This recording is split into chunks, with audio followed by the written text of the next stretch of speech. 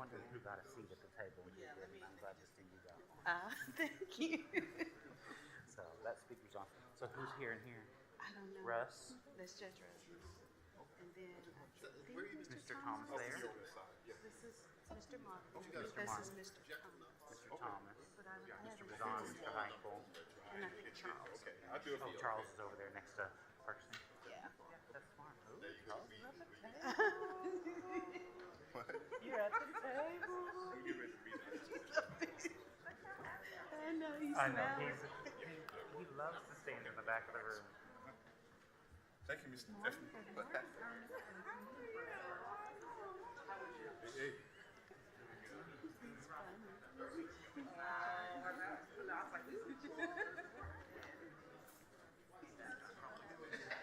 Huh?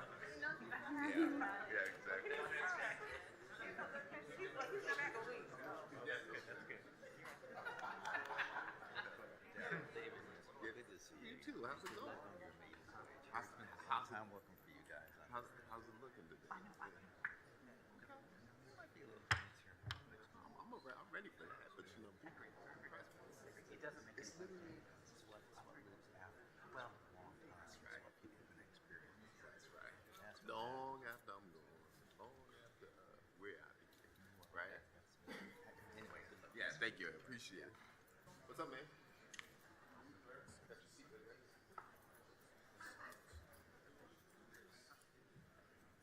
Oh, yeah. 50 minutes. yeah.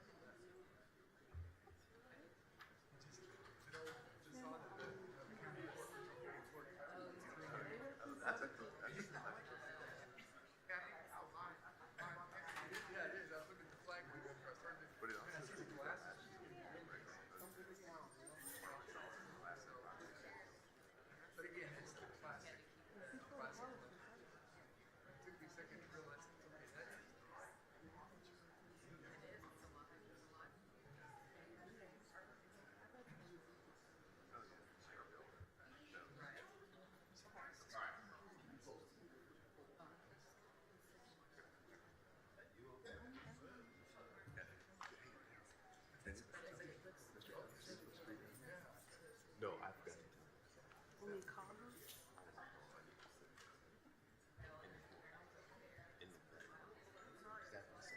that's Mr. Rose.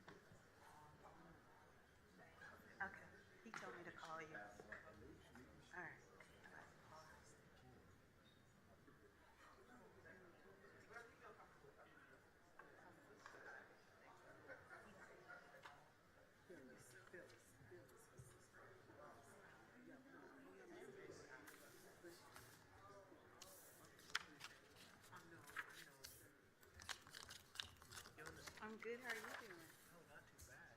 Kind of thinking we're getting a little bit above our rising. All these.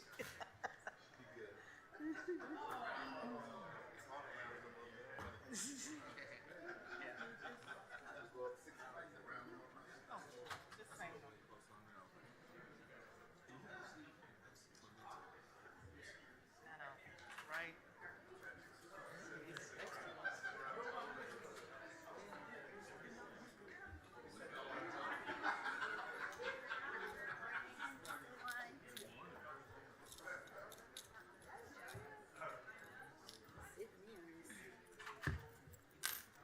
Good morning. How you doing? Morning, how's it going? The judge is Good scheduled morning, to Mr. arrive Frost. at Let me 57. go ahead. Okay. So he's either going to park illegally or I'm going to move his car. Try to get to the garage. But he is happy. So he's had, I think, 3 days of negative tests. He's just tired, you know. Yeah. And of course, 8:57 is about what he would have done. Yeah, and I was about to say, this is not an emergency. This is regular normal, right? And this is, But he's on his way, so. we can stall. But Kane, I don't know. We'll see. We'll see what kind of move Commissioner Price Well, is in. that's I was the thing. actually I mean, coming to he's- tell Commissioner Garcia. He's not even here yet. So. Is he down here yet? Nope, not down here So, yet. you got some lead time. We may have a chance. I was coming to tell Dr. Garcia she may have to do the resolution, but then he called and said, my ETA is at 8:57. I was like, oh, okay, great.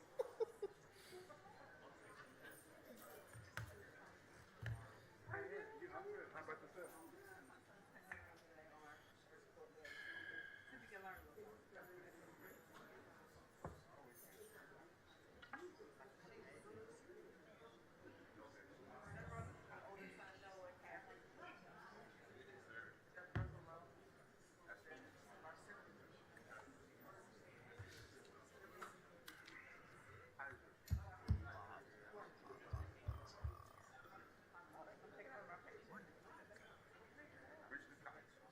Hey, You doing all right? doing all right. You see we put your power in there, huh? Yeah. I guess everyone. They told me, they said, you know, no power. You came down and said no power, so let's go get power. Yeah.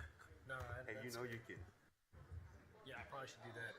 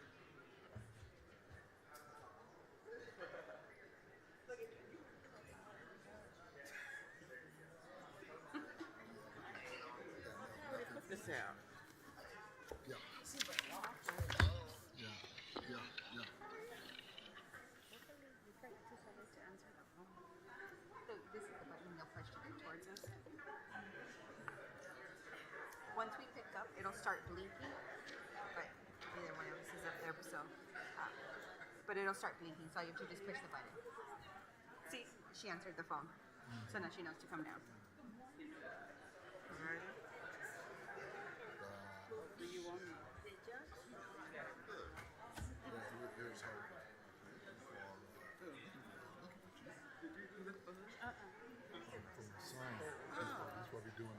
Unless you want to sit next to him. Do you want to sit next to him? Sit next to him. No, I'm good. See, I got here early, so I can sneak in. You did good. You don't get your service. But see, I didn't bring my service. It's in my car. Oh. I really Tell need it. somebody to go get it. Tell somebody. Oh, Lawana. Cause he's coming. Gotta get my keys. I didn't bring a mask, and they tell me he's coming. Okay. So Okay. Alright. Tell him to stay home. Commissioner Price comes in the meeting. So, my recommendation, honestly, is to stay home. I mean, something can happen to him. You stay home. The judge should stay Oh, I home. know. You can run the And that's meeting. when he just told me. I'll text him. Yeah, tell him. Tell him not to Yeah, come. It's I'd safer. rather he not come. Right. He failed. I think Oh, I know. Commissioner, and we are. And over here, I don't know that I have enough space to Well, I understand. resuscitate anyone. Yeah, Plus, it's not safe. I mean, especially if he had the Paxilville, he might be positive in yeah. 1 or 2 days And that after. rebound shit. Correct. And you can do this, right? I can do it in the old place. I may not be able to do it in the new place. Come on. That was fun. Oh, I have a smaller screen now. Quick notes right here. To turn your mic stuff on, you gotta press this button right here. Oh, and that's on, just in case you want to talk.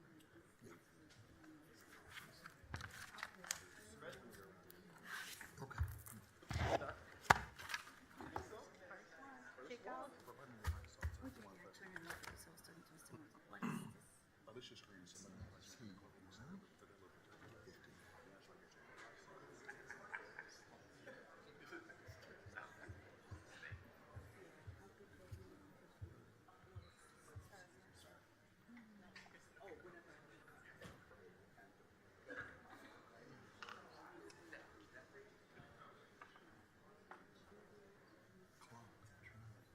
He's commissioner.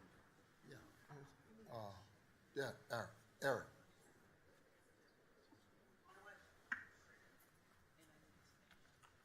I know I got a quorum. I was waiting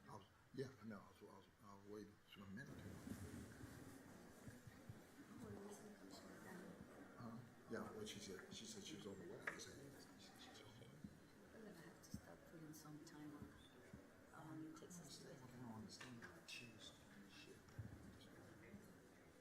Special stuff. It's cool.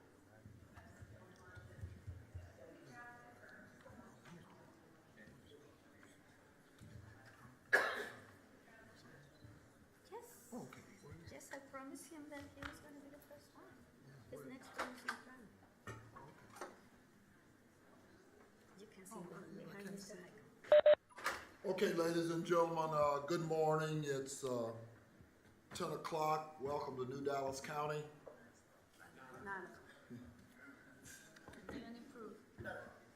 And improved, right. So a quorum of the court is present. Therefore, a quorum is present, and therefore this meeting is duly called. Can I get a motion to close the court for the June term? So moved. Got a motion, second. Is there any unreadiness? All those in favor, let it be known by the usual sign of voting. Aye. Those who oppose, same sign. The chair is in the affirmative. Can I get a motion to open the court for the August term? So moved. Second. Got a motion, and a second. Is there any unreadiness? All those in favor, let it be known by the usual sign of voting. Aye. Those who oppose, same sign. Chair is in the affirmative. Bailey?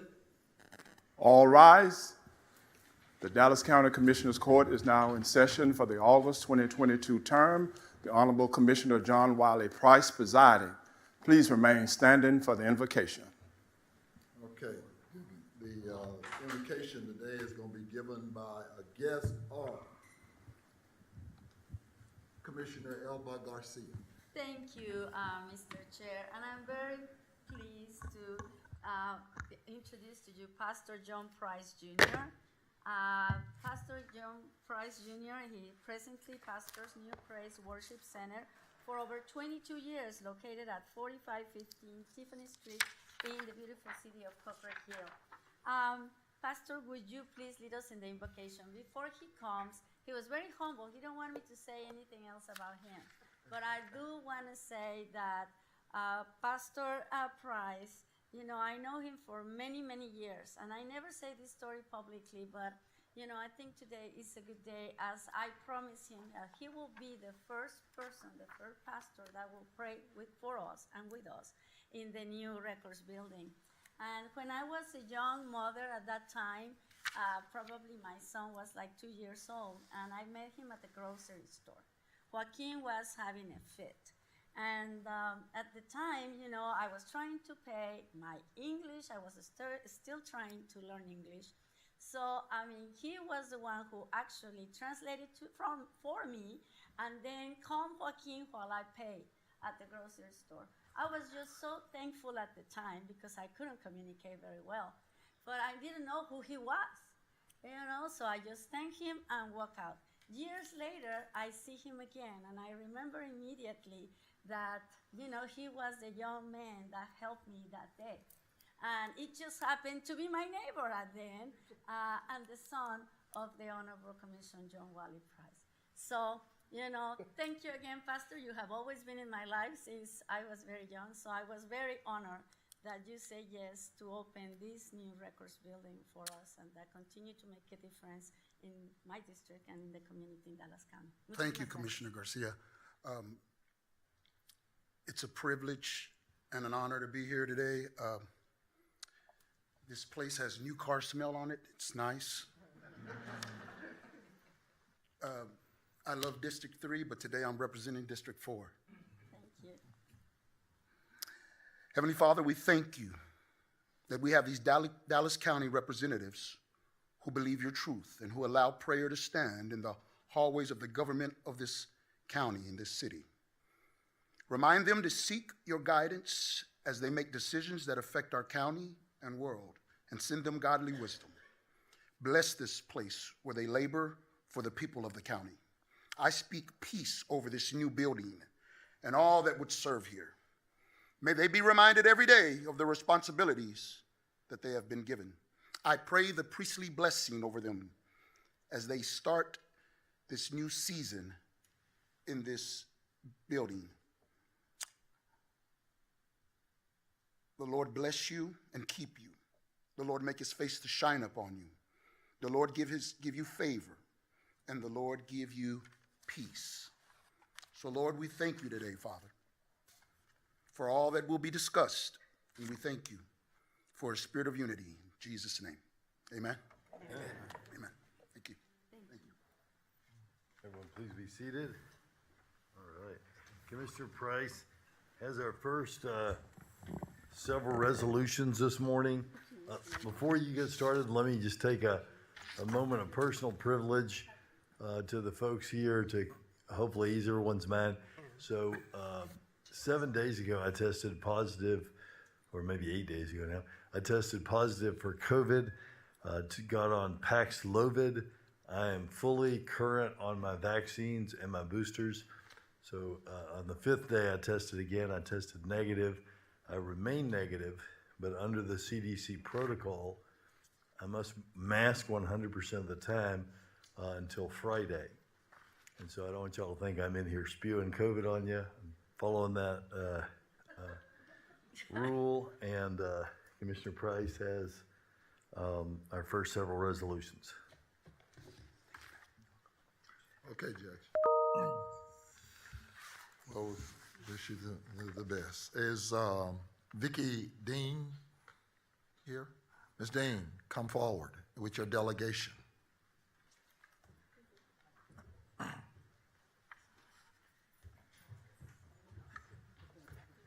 And I get a chance to do the first resolution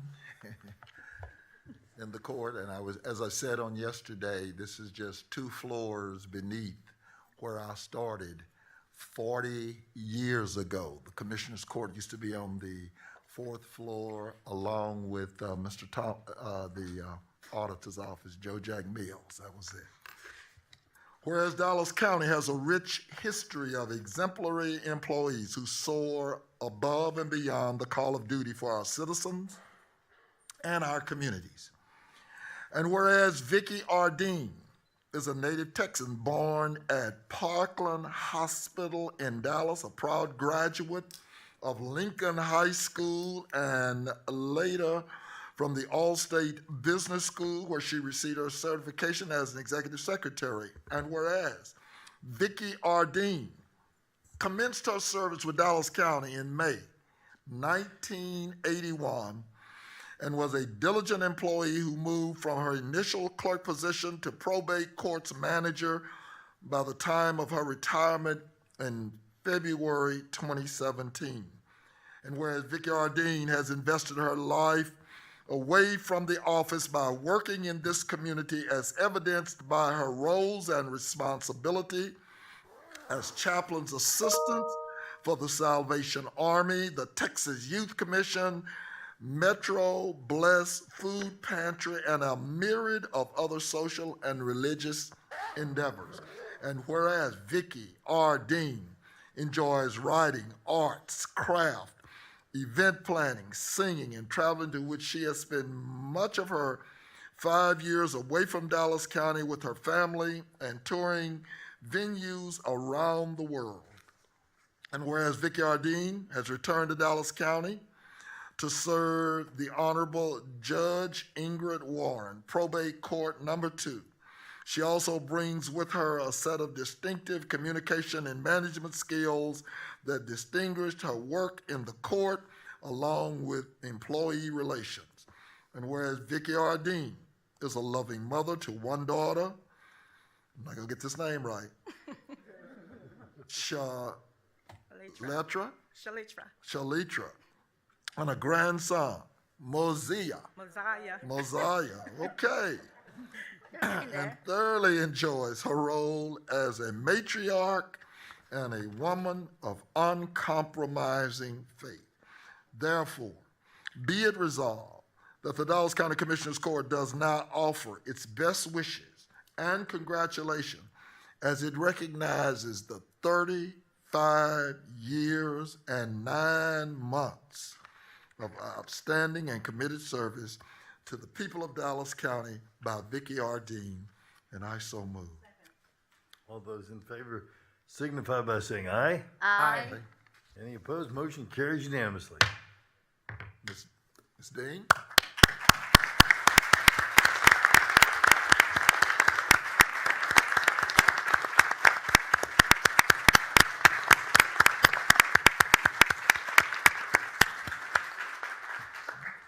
Good morning. First and foremost, all honor, praise, and thanksgiving to my Heavenly Father, from whom all blessings flow, and who is the reason for my existence.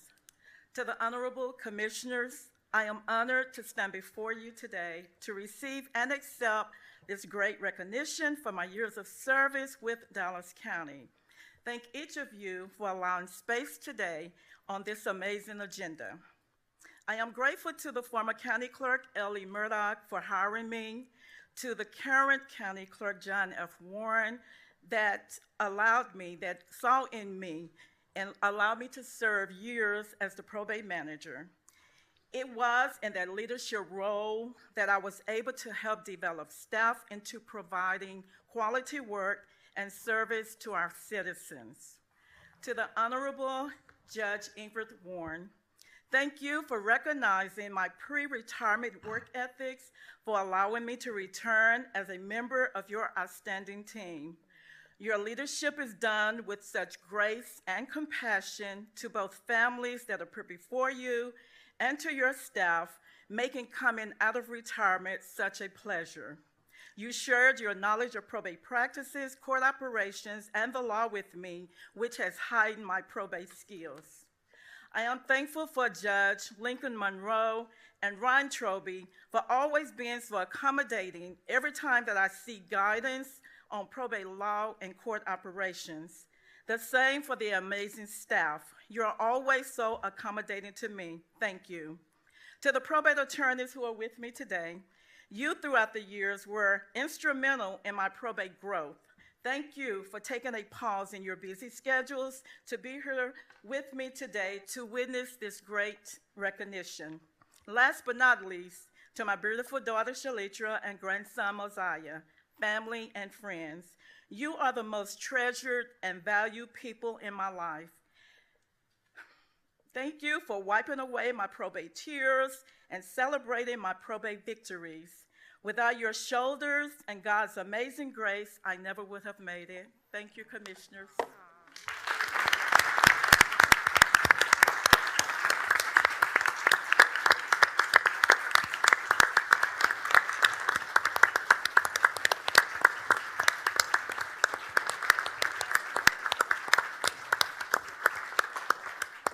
Thank you also, commissioners, for recognizing her. And it's only fitting that we would do this today because we were the last occupants in this building. And so while we honor this building and recognize the industry that occurs here and the great service that occurs here in Dallas County, we also recognize the people that make it happen. Because this lady recognizes that it's not just about the work, it's about the people. And she has served diligently for Dallas County. I'm reminded of a story that she told me by the late, great L.A. Bedford, who was the first African-American judge in the city of Dallas. And he also was a probate attorney. She visited him because she knows this about people 2 weeks before he died. And he told her, look at where you are. You started as a clerk and now you're the manager. And that's what it's about. So we're proud of her. We thank the members of the probate bar that are here. There are some whose parents were formerly here that she served, along with the Honorable R.W. Calloway, the patriarch to the Hartnett firm, Mr. James Hartnett, Mr. Blankenship, and all the people that have served with her today. Thank you so much for this honor. Thank you, Judge.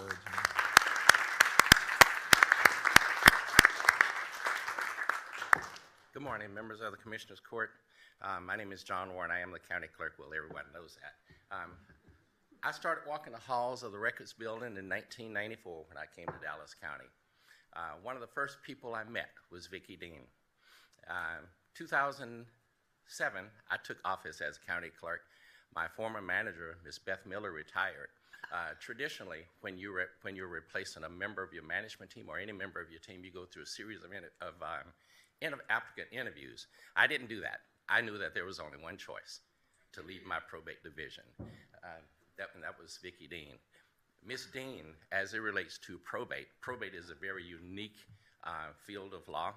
Ms. Dean has forgotten more than most people will ever know as it relates to probate.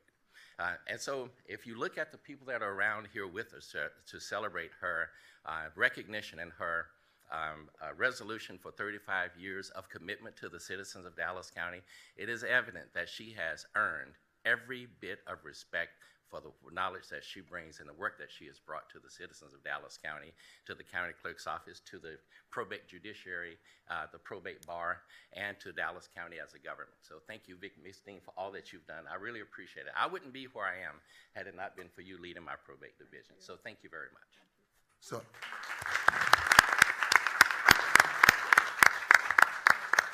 other comments? So I take it photos are in the first photos. And as Judge Warren said, you were across the hall coming up as the last court in this building. Is that Walter Irvin? How did y'all get Walter Irvin? Golly. Come on if you want to take photos, and then I see so many other judges and individuals. Y'all can come on forward. And wants to family? Is that part of the family there? Family? Oh, family. Yeah. Come on, family.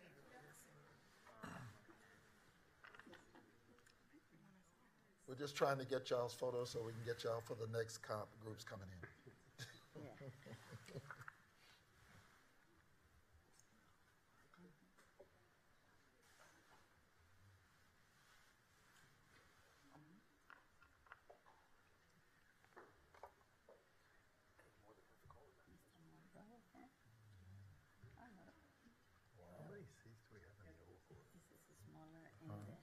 believe this is smaller.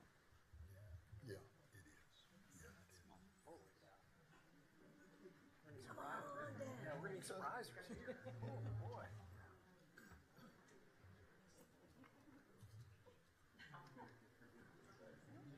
Okay. Okay.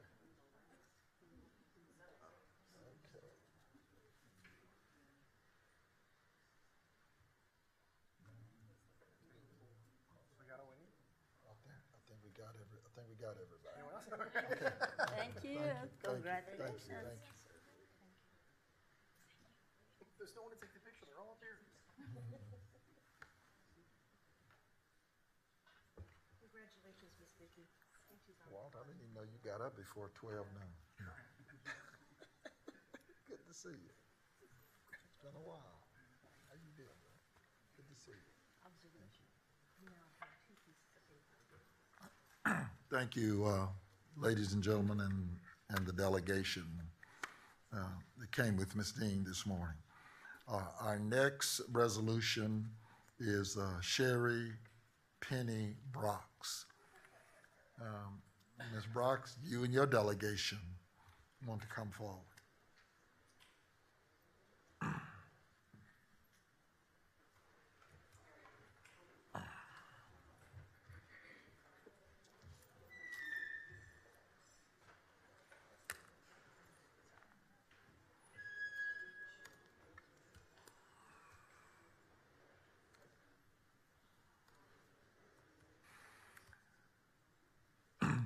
While she and her delegation is coming forward, this resolution says, whereas the Dallas County Commissioners Court takes special notice where an individual has given long and faithful service to Dallas County. Excuse me. And whereas Sherry Penny Brox was born in Dallas, Texas, raised in Garland, where she attended Lakeview Centennial High School. She attended and received her associate degree from Video Technical Institute.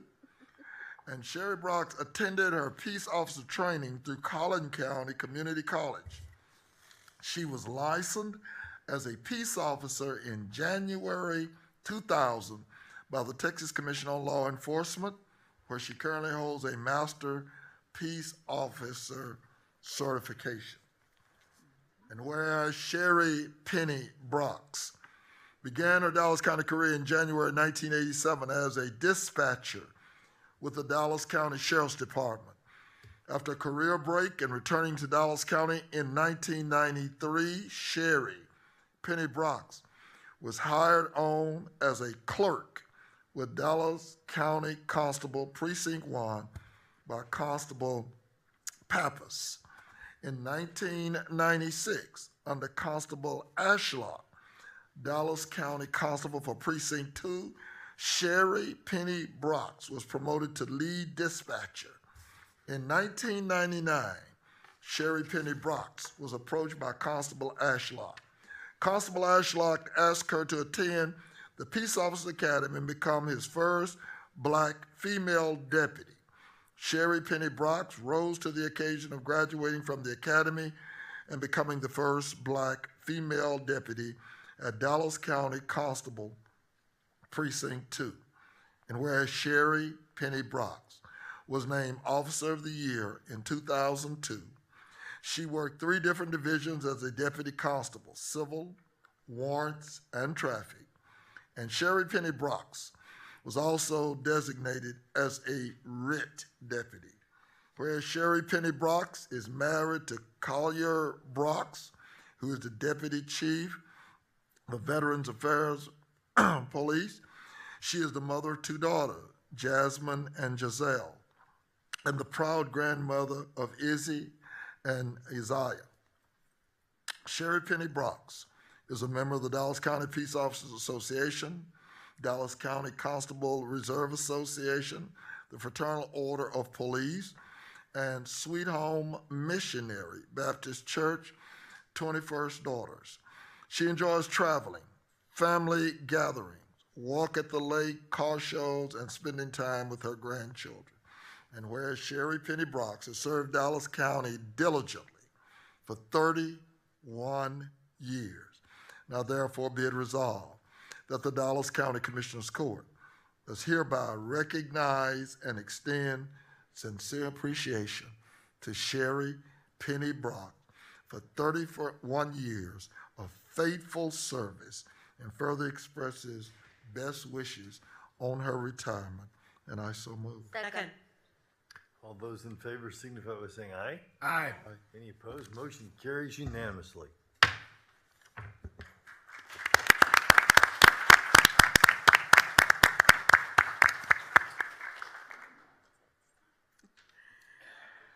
Deputy?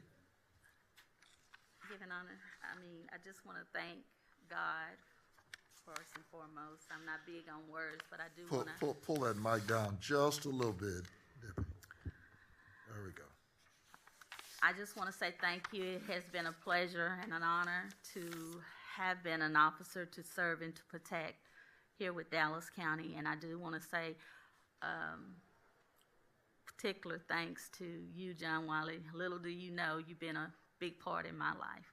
And I do want to say that. And I thank you. Thank you. Thank you. Constable? First, thanking Commissioner Court for giving us this day to celebrate such a monumental place in Deputy Sherry Penny Brock's life. You know, as we, as law enforcement officers, wake up each and every day and leave our homes to don this uniform to go out and serve the community, it's not just a sacrifice we make, but it's a sacrifice for our families as well. And as you see today, the support that she have of her family. And so I tell you, when being a constable of Precinct 2, it's been an honor to serve beside you, Deputy Brock. And I just want to thank you for your service to not only Precinct 2, but Dallas County and the citizens of Dallas County. And so only way you make 30-some years of service in any entity is through grit and grace. And so that's what you was able to have through all the challenges that came with your career. So just want to thank you for your service. And we thank the Commissioner Court once again for this opportunity. Thank you. I'd like to take just a moment also, if I could. Last week, Good Constable was at Road and Bridge 2 with her Fare Thee Well party. Great lunch.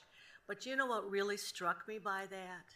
It was that your colleagues were there. Yes, that is true. But the number of other people who you have touched. And I think that is the true visual, that's the true picture, that's the true action of a person who is dedicated to what they do and always have the people in mind that you were touching.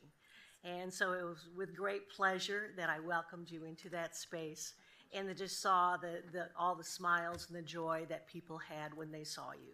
And that to me says the world as far as what is a true Dallas County, you almost don't want to say employee, but a person who works with all of us here.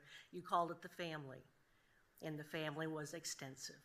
So thank you for all that you have done, and in the spirit and in the actions that you showed.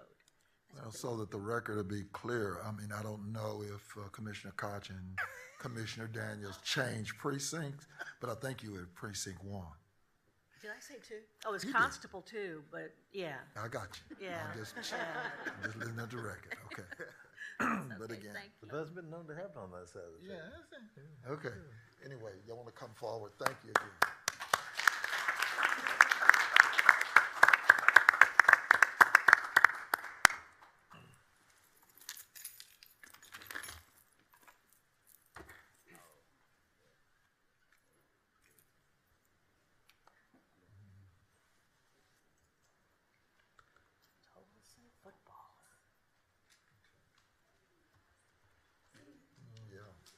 Our pleasure.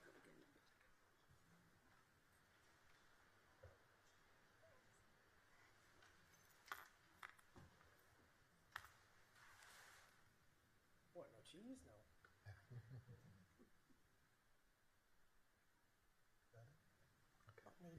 Again. Did I get it? Yeah. Okay, thank you. Thank you. Congratulations.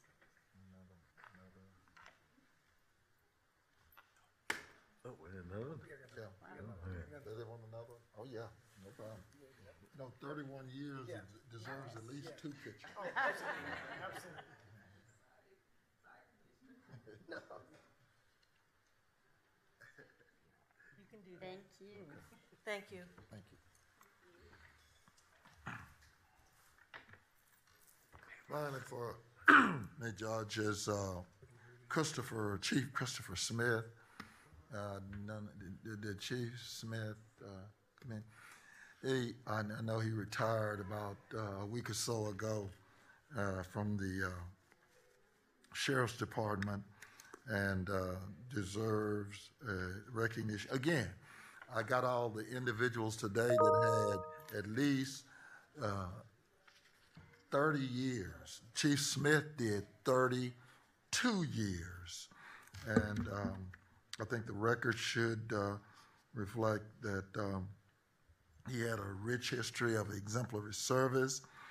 He was a native from Fort Walters, Texas, proud graduate of Belton High School, and furthered his formal education by attaining a Bachelor of Science in Criminal Justice from Lamar in Beaumont. He commenced his service with Dallas County in 1989 in the Sheriff's Department, reporting as a bailiff and patrol officer, where he remained until he was promoted to Sergeant of Patrol Division in 2000. He continued to climb the ranks of the Sheriff's Department and earned promotions in 2010 to Lieutenant and the Commander of Technical Services and Intelligence Section. He became a captain in 2017 in the Patrol and Traffic Division. He was Assistant Chief Deputy of Inmate Housing Bureau in 2020 and Technical Services Bureau in 2021. And last but not least, he earned the title of Assistant Chief Deputy.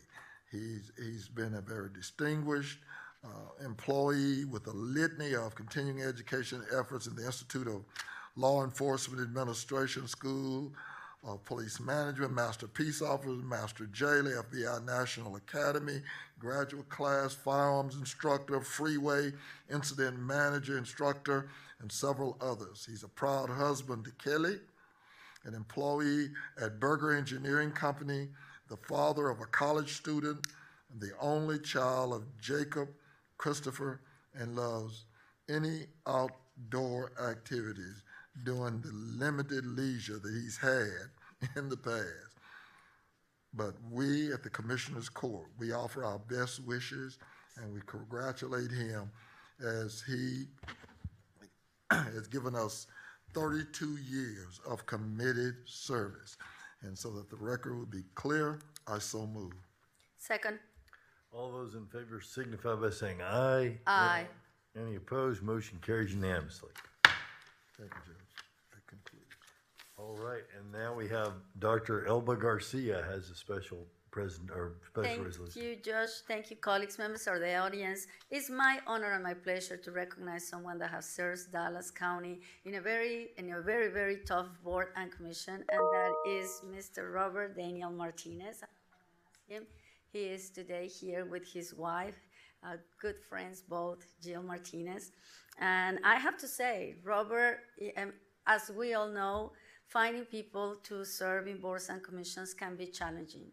But finding someone to serve Dallas Parkland Board is extremely challenging. And I know, and I will always be thank you, Robert, to you and Jill for allowing you to serve, this board that requires so many hours, more than 35 hours a week, and they don't get any compensation. So I know how much it takes on your family, how much it takes on your business, how much it takes in your career. And I want to thank you, and this recognition and this resolution is for you.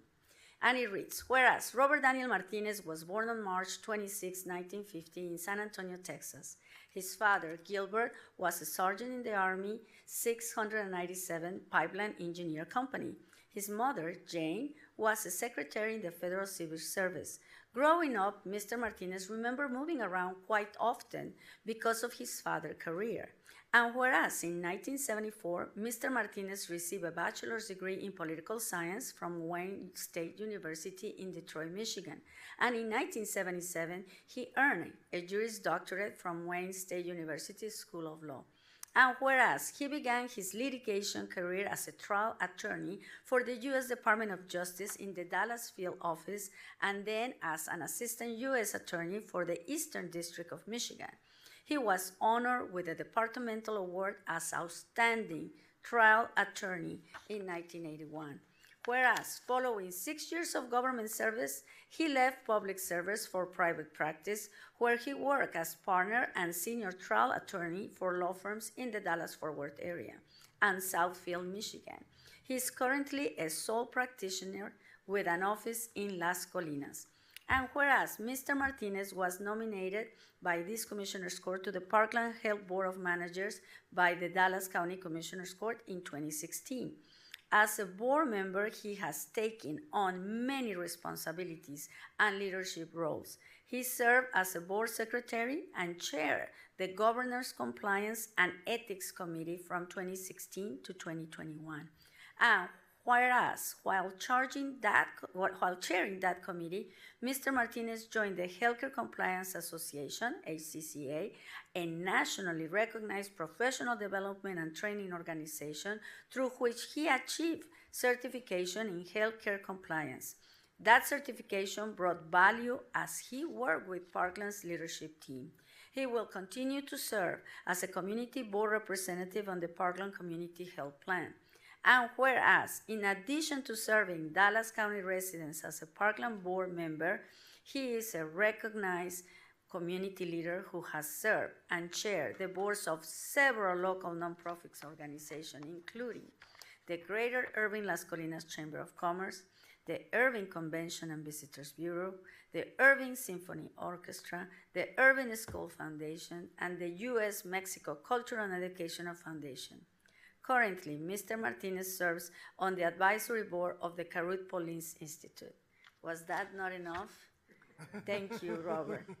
Whereas Mr. Martinez and his wife, Jill, have 2 children, Angela, Clemens, and Michael Martinez, and are the proud grandparents of Tyler, Gina, and Charlotte.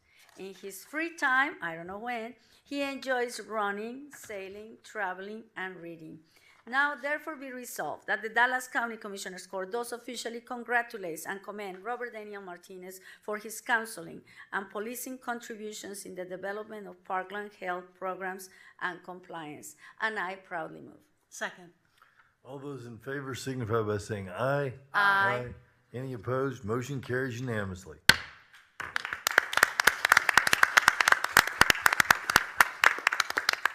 Robert? Thank you, Commissioner Garcia, Judge Jenkins, members of the County Commission, Commissioner's Court. I humbly accept this resolution, and I wish I had known how long it was going to take. I would have waived the reading if that's a procedural possibility. It was written by the president of my fan club, my wife, Jill Martinez. And the service to Parkland was daunting. It required a great deal of time. It would not have been possible without the support of my wife, Jill. And it certainly, it pales in comparison, I have to mention, of Jill's 11-year service on the Metro Care Services Board, for which she was recognized recently. So I just want to thank you, Dr. Garcia, for your faith in me to provide service to the county. It was 6 years and 6 months, which was term limit plus the time to find a replacement, to your point about the difficulty. And I want to say that your work as a commissioner's court in selecting board members is a challenge. I know that. But you've done a good job. I think Parkland is on the right path. We always have room for improvement, and we can't forget that. I'll second that. And that remark was intended for the entire court, but I did have you in mind, Commissioner Price. I'm sure. We recognize that we can always be doing better, and believe me that we try. And that's thanks to the people who are willing to serve. And hope that that going forward you'll find that the ability to do that well as you have in the past, and that your successors will as well. Parkland is a remarkable asset for this community. It's just unbelievable in the services that it provides. We need to do it more equitably, and we're working toward that goal. But you've staffed it with people who have that in mind and have that in their hearts when they oversee the operations of Parkland. So again, thank you very much for the honor. I appreciate it, and thank you and the audience for their patience in listening to that bio. No, it was perfect. Thank you, Robert. Thank you from all of us. You know, we appreciate your service. And Jill, you also served Dallas County at, you know, a Metro Care Board. And hey, well, you're a power couple in my book. And I'm very honored to know you and have the opportunity to work with both of you as well. Thank you. And come on, if you want a picture, let's. I just wanted to take a quick moment to say thank you so much for your service and the way that you did it. You served Parkland well, and you served Dallas County well, as did Jill with her number of years on the Metro Care Board. Between the two of you, you've done yeoman service. But you are the one who gets to have the purple tie. And I don't think that a lot of people can say that part of it. But thank you so much. And I know you're not done yet, so we look forward to seeing what the next steps are going to be. Yeah, we're looking for another board and commission. I got one for you. I'm sorry, I didn't hear that. You want to come over, Jill? Robert. He's never going to get to say it. No, he does get a chance to say it. He does get a chance to say it. Make sure of that.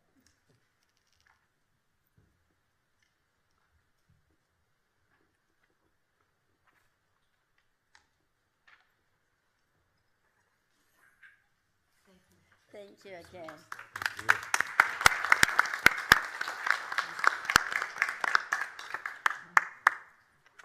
And I have our last resolution this morning, and this is for July and August Employees of the Month.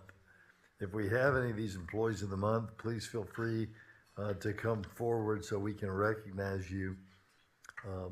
Whereas for the last 10 years, Dallas County has recognized outstanding employees through our Employee Recognition Program. Each month, select employees are formally recognized by the Commissioners Court at a designated session where their names are written in the record of Dallas County.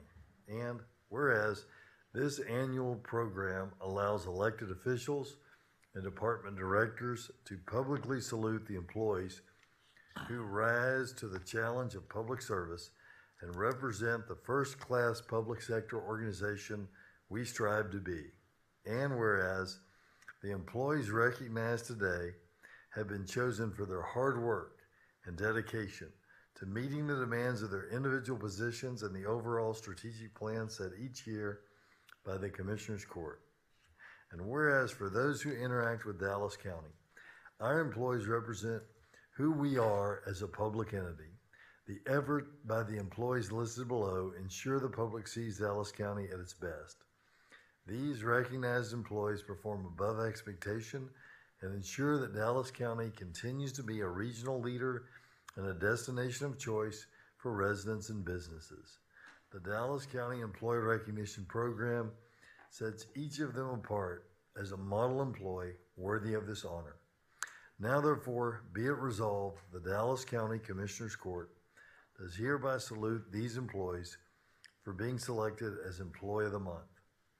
Mohammed Moabi with Public Works, Myra Lopez with Pretrial Services, Lewis Wright with the Tax Office, Jessica Gomez with the Criminal Justice Department, Jimmy Beard with the District Clerk, Stormy Roberts with Juvenile, Willie Hill with Juvenile, Matthew Barker with Pretrial Services, Dominique Menjivar with the Criminal Justice Department, Marcos Garcia with the Dallas County Sheriff's Department, Fernando Soto with the District Clerk, Sandra Bowie with the Tax Office, Scott Tarswell with Homeland Security and Emergency Management. And we offer best wishes for continued success at Dallas County, and I so move. Second. All those in favor, signify by saying aye. Aye. Any opposed? Motion carries unanimously.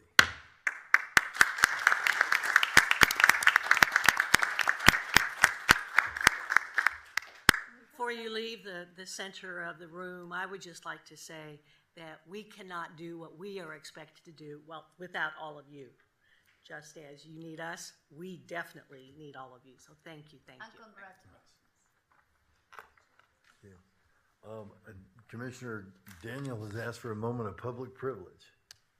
Thank you very much. And with that, I would just like to say that Dallas County received an award a couple of weeks ago from the National Association of Counties, which is the National Association for all of the 3,069 counties in the United States. And this particular award is a recognition, it's an achievement award for what's called the urban farm. I'm not sure that most are aware that at Road and Bridge 1, that we have partnered, because we've got 12.5 acres of land, with Texas A&M AgriLife and with Master Gardeners, and have not only a research garden that A&M runs, but also a community garden of significant size. So that last year we produced over 6,000 pounds of fresh tomatoes and okra and squash, and distributed that to pantries and to shelters. And we received an award for this from the National Association of Counties because it is fairly unique among county organizations to do that kind of work. So I just wanted to share that with everybody, just in case you didn't read it in the national publication. So thank you very much for your indulgence, and I'm just proud of Dallas County and its willingness to show that public health is important and that it comes in all shapes and sizes. Congratulations, Commissioner. And she added the staff, Claudia Vargas and Aaron Moore, together. So there's always, we don't do anything by ourselves, right? So we do have something more to put, a fresh plaque to put on the walls. Well, As long as it's fresh and green and it's healthy. it says, Congratulations to you and your team. yeah, congratulations. Well, it says Dallas County. Clearly, this is District 1's doing, so very good work. It does say Dallas County. We bring it listen, home. we'll take credit, but. Bring it home. Thank you. All right, I'm going to suggest that we suspend our agenda if the court desires, so that we take up our voting matters and then our closed session, and then we can take up presentations and public speakers towards the end. By doing that, if the court desires, I will go after we have knocked out these things we need to vote on to my office and finish up court by watching Ronica and other presentations and speakers from there. Is there a motion to suspend the? Motion to suspend the rules. Okay. All those in favor signify by saying aye. Aye. Any opposed? Motion carries unanimously. Okay, so that takes us to the consent agenda. Is there a request to pull the sheriff's personnel for a separate vote? Yes, there is, All right. Judge. Is there a motion on all matters in the consent agenda with the exception of sheriff's personnel? Well, I gave you a whole list of pulls. Oh, that's right. Because I pulled. Yeah, that's right. Okay, so We have several pools, but I mean, let me see. On this section? for the whole agenda. You know, you gave me bids, Commissioner Price. I gave you This bids is just and- you had personnel pulls? You gave me bids and orders Right, bids and orders. for this consent agenda. Right. There are no, I have no issue. So then will somebody make So moved. and is there a second? Second. All those in favor signify by saying aye. Aye. Aye. Any opposed? Motion carries unanimously. Next is sheriff's personnel. I move sheriff's personnel. Second. All right. All those in favor signify by saying aye. Aye. Any opposed? No. One abstention. Any abstentions? And I'll abstain as well. Motion carries 2-1. All right, then that takes us to, I believe, the bids, right? Yes. And Commissioner Price, Pull 149.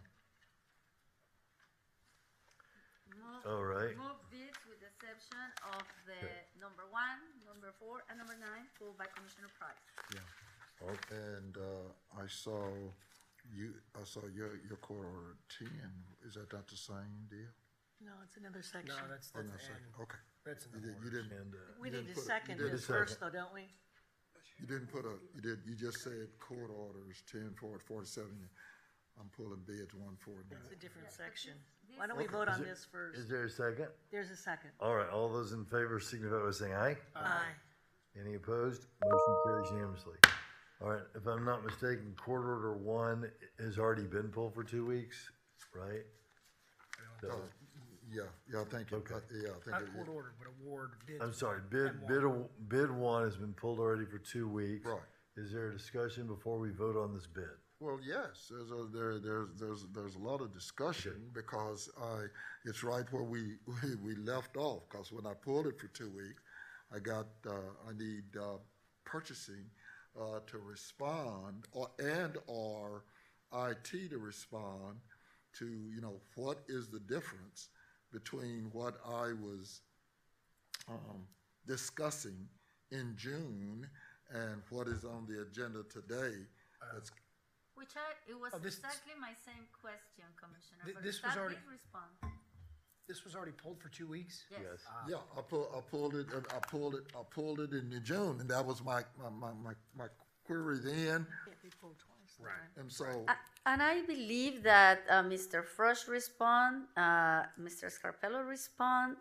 Did you get the response? Yeah, that was. I saw, but I'm asking Mr. Frost Oh, okay. now. Okay, gotcha. Tell me what is the difference between what I was concerned about in June and what's going on here today. This is a contract. In June, we were talking about the difference between the gold and the silver package. This is $1,900,000. And then in another order, we got $1,400,000. And, it looks like a sleight of hand. You're taking a contract where the vendor who has all the knowledge in the world and has been servicing us since the implementation, and all you've done is shifted it around. So you've gone from $1.9 million here, and you stuck $1.4 million over on the other side. What? This is just a sleight of hand. Is either Mr. Frosch? I was waiting to see if Mr. Scarpello was on the line. If he's not on the line, I can speak to the changes I'm aware of. The court requested a number of changes, and the significant change that was on this particular item number 1, was adding some SLA clarification. So we have timeframes to have the vendor respond. I'll see Mr. Scarpello. I'll let him get more clarity, but we added some timeframes and some clarifications to responsibilities for the vendor and Dallas County. But I'll let Mr. Scarpello. And they responded in the affirmative. Yes, sir. Okay. So what? Okay. So you don't see any concern operationally that there was some shifting. You or Ms. Kraft, either one, with regards to what we're doing in various court orders that really ties back to this M1 bid. M1, I believe, from a procurement perspective, I can't speak from the operational perspective. It meets the requirements of the sole source, and I can't speak to the operations on if item 9, I think what you're referring to, is any duplication of services. I think Mr. Scarpello tried to explain that there aren't. I think he can elaborate a little bit more. He's on the line now. I believe you're on mute, Michael. Well, he's been on mute, but Or it may be we can't hear him. He may not be. We may be able to see him, but he can't see us or hear us. Mr. Scarpello, can you hear us? We cannot hear you. Yeah, I don't, It looks like he can't hear us. it doesn't look like he can. Because my questions would be, are these new services that we are paying for with this? And they are not covered by the contract? See, again, when we talked about that gold versus silver package, I told y'all, you know, all we're doing is he's playing a game and he's shifting them out. So we do need to get these voted out today, so can someone with staff, I see, looks like maybe he's calling, I don't know. Can someone, I know we got a new system here that has kinks, but can we get him on the phone or on the line or something? So we can get this voted out of here. Yeah, it seems Yeah, like we're he like couldn't hear us 90 or days from an election, guys. I understand the time crunch on it, but still, are these new services that we're buying, or are they, might they be covered by the contract? How is this that at 90 days before the election we find ourselves in this position? And that was my discussion in June. Well, but I mean, this is a source exemption. I mean, it's not like we can go to too many vendors. Not like we can do what? Exactly. Go to too many vendors. But for he this. did. He did on But some of the them. sole source, you know, is required because the proprietary licensing associated with the e-poll books we have today, which are ESNS, right? So we're not going to allow you to have any other anybody work on them or provide licensing for that particular model. So we discussed this at length a month ago, and we simply went back into the contract and added some additional SLAs at the request of the Commissioner's Court. And they were added, right, Mr. Frost? With the CIO, Okay. discussing with the IT technology folks and Mr. Scarpello and legal. They went back and added language to give more clarity, to give Dallas County some coverage associated with timeframes associated with their responses, and to give clarity on who's responsible for services. And if I understand this correctly, I mean, at that time, you have some reservation, Ms. Crabb has some reservations, Commissioner Price has some reservations. Now, everything we ask has been added and passed by legal and is in this long contract. The ESNS contract, yes. And Ms. Crabb, now you feel, confident that this contract will protect Dallas County and at the same time make the elections department, give the opportunity to do their job better, which was the Commissioner's Court concern at the time. You all were not in the same page, and you all feel that some things had to change in the contract, and now this contract has those issues in. Good morning, Judge and Commissioners. On the ESNS contract, we did add some language. I believe Mr. Frost sent the red line, and those were the two additions specifically around prior to putting the voter file on the poll books. That's going to be ESNS responsibility, and they committed to, making sure those quality checks are incorporated as part of that process. That was a big one for us that we wanted to make sure was incorporated on there. Now, with regards to the GTS, that's more of a kind of operational kind of objective. One of the things that Mrs. Scarpello did send in the memo, it talks about who's responsible, who's accountable, who do you consult and inform. So if you look under those duties with GTS, that's really under elections operations and that subcontractor that they're leveraging in this case, which is GTS. To answer your question, Commissioner Price, historically that was done via various mechanisms to include ESNS and QNet. So that model did substantially change, and I'm sure Mr. Scarpello can describe the rationale behind that. But you're telling me that what I see in the GTS Technology Solutions, that $1.4 million, the gold offer that was on the table would not have encompassed all of that. So the gold is more on the maintenance side, where they would come in and service it once a year. With this is more on a professional services. So you have services, then you have your hardware, your software, and your licensing. What GTS is referring to is those services that are performed based on what Mrs. Scarpello previously mentioned, and he can elaborate more on that. It sounded like he shifted some of those according to that RACI model to that contractor. But this is ES&S's equipment. And so what do I need $1 million for with another contractor when they can service their own equipment? Right. I know, you're gonna tell me it's operational. That's the operative word today. Because what you're So saying is that we they need to now- add more We now staff. have Michael Scarpello hooked into where he can speak if anybody wants to hear from him. Mike, you want to, well, Oh, we can't, there's no voice. You're muted. can someone unmute him? Or Mike, if you can hear me, can you unmute whatever your device you're on? It appears the mute is from our side. Yeah, there's a little, mute button deal that's on our screen right now. Appears to be on our side. Can someone please unmute him?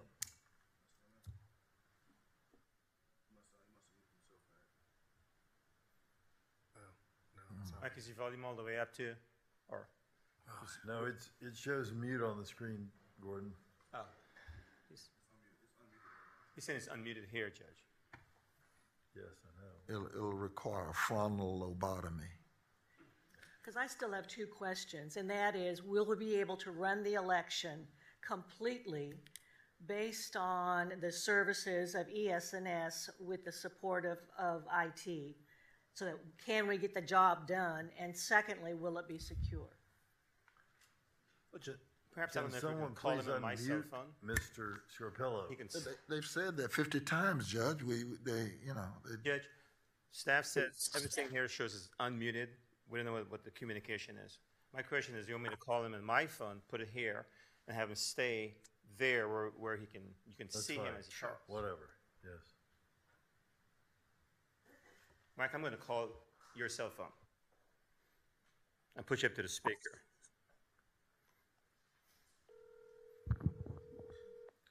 Let me see. Can you? I can hear you guys now. Make sure you stay. We can see you also, Mike. Okay. Okay. Can you guys see me okay? Yes. Okay. So I want to clarify, we're talking about two separate things. Number one, we're talking about the ES&S contract for the e-poll books, one issue. And then there's the second issue regarding the GTS contract. And so I don't want to blend those two issues. So is there any questions on the ES&S e-poll book contract? Are they going to be able to do the job for the election in 2022 and not leave us in the lurch like what has happened in the past? Will the staff be there to support the election activities? Yes, Commissioner. We've worked together with ES&S and with Ms. Kraft and the IT staff and our staff here.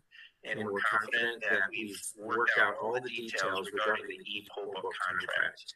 And we added a couple more lines to clarify some issues with programming and who's responsible for some certain proofing issues to take care of issues that have taken place in the past. So ES&S will be there with the needed number, the appropriate number of staff to conduct the election. Yes, under our new model, we still have ES&S participate to a much lesser degree, though, than in the past. I think for e-poll books, we have an ES&S staff member on staff for 5 days, I believe it is, to help us get things started, get our folks trained, etc., to get things going, if you will. And we have, I believe we've got budgeted, I think, 18 ES&S days overall for every election. To a much lesser degree. And that's, I'm telling you, that is going to be, the challenge with that. Why would we, for a system that we've run optimally, this is an off-election year, we were run optimally, And now here we are talking about, and we haven't had a successful election since he's been here. And so now you say to a much lesser degree, we've got the people who in fact, host the system, have maintenance the system, have made sure we had everything we need. And the only reason we're discussing this today is because over a month ago, I complained about it. And you can call it silver, gold, whatever you want to. He just said to a much lesser degree. That's actually not accurate, Commissioner. Let me tell you a little bit more about historically what has taken place. Historically, ESNS has come in to our office and has basically run our elections for us. This is a model that's not done anywhere, frankly. Typically, a contractor comes in and they work with existing staff to help you run your own election. And that is the model that we're moving to. Now, historically, ESNS did a disproportionate amount of programming, preparation of the equipment, et cetera, in conjunction with a variety of local contractors, friends, neighbors, nieces, nephews, sons, daughters, temp agencies, et cetera, that did that work. What we've done is we've professionalized this now, where we have ESNS doing their role, which is the supervisory role and consultant role, in conjunction with GTS, our non-professional contractors that have technology background. And so this is not much different than what ESNS does. ESNS does the same thing. They hire people out of Omaha, Nebraska on a temporary basis. And then they pay them to fly to Dallas, pay for their hotel rooms, and they charge us $17.95 a day as opposed to $35 an hour for our local people that we hire here from Dallas. I still say it's BS, but okay, y'all do what you want to do. My position. Let's take a vote if there's no further questions on one and move. I move M1. Well, there was the GTS part of it. No, we're just voting on one right now. I know. GTS is number 9. But it's still part of it. But I don't, you can try to separate it if you want to. He just said himself, Move M1. Is there a second on one? Second. All those in favor signify by saying aye. Aye. Aye. Any opposed? Nay. All right. The motion carries 4 to 1? 3-2. 4 to 2, okay. 3-2. 3 to 2, I'm sorry. 3 to 2. Motion carries 3 to 2. Next is 4. Number 4. Any discussion on 4 before we vote? Move M4. My position is the same. All right. All those in favor signify by saying aye. Aye. Any opposed? My position is the same. Okay. I oppose. Commissioner Daniel, do you want to oppose that as well, or are you for it? I oppose this as well. All right. Motion carries 3 to 2. Next is item number 9. Judge and Commissioners, can we read into the updated funding source for item 9, funding 120 and not 126?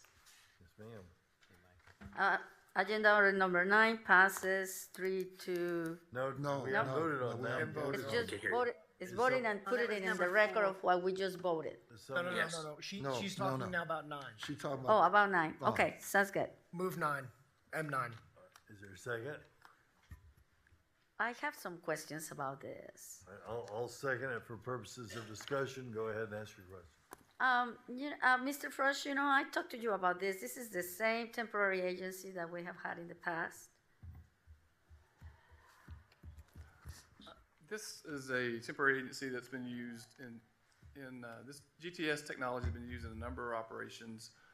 Elections has used them sparingly in the past, but this is a contract where Mr. Scarpello is recommending going forward to support the elections for the next 2 years specifically. So that's where the 1.483 comes through, supporting the elections for the next 2 years based on the estimates that Mr. Scarpello provided, or his team provided GTS, and their hourly rate card. And I am going to support it, because I know how important this is for, putting it all together. But one of my concerns, I look at the,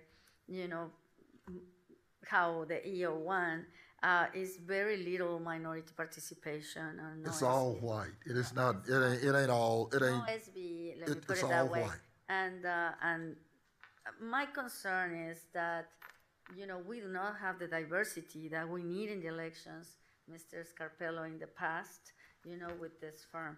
Like I say, I'm going to support it because I know we're coming, close to it, but I really believe that this company has not performed when it comes to having enough bilingual, and I'm not only mentioning Latinos or Spanish, I mean other languages that now are required by law that we have in the elections. The diversity of the hiring has not been there. So I am going to support it right now, but as I say, I expect a different pool of candidates that work elections. I know that you are working also with the community colleges right now, and at least that's what my understanding, that we're going to have some of the students that are into the government classes to come and help us work elections. We're going to pay them, but hopefully that will diversify the pool, and the temporary staffing can help you in that pool to be more diverse and more multicultural and multilingual. I'm not going to, the hypocrisy here is just astounding. The fact of the matter is, on the executives, they're all white. Yeah. Expected, there is not, out of 103 employees, they have 7 African Americans. And 3 Latinos. Okay. So you're making my point. Oh, I make your point. Well, I know, but the hypocrisy, we talk about that with regard to what we do, and then here we turn around and say we're going to give, what's the amount that we're getting ready to give to this company? $1.43 million. $1.43 million. But yet and still, they have no people. How fast can we put a bid? But we've been out again from it. I am disheartened with Commissioner Price to see this, but nevertheless, I do know that the election and the hiring has to start within the next month. Yeah, a couple of things on this just to clarify. So this is a company that can be hired to do things. Doesn't mean they will get 1.43. It means they could be up to that. Now, if there's another company, if we want to go out in the future and look for a company that has a Latino whatever, we can certainly do that after we pass this, so that we make sure that we have staff, temporary staffing in place, so that we can run this election. But it doesn't mean we couldn't look at other companies also to provide this. We want to go through the purchasing process for it.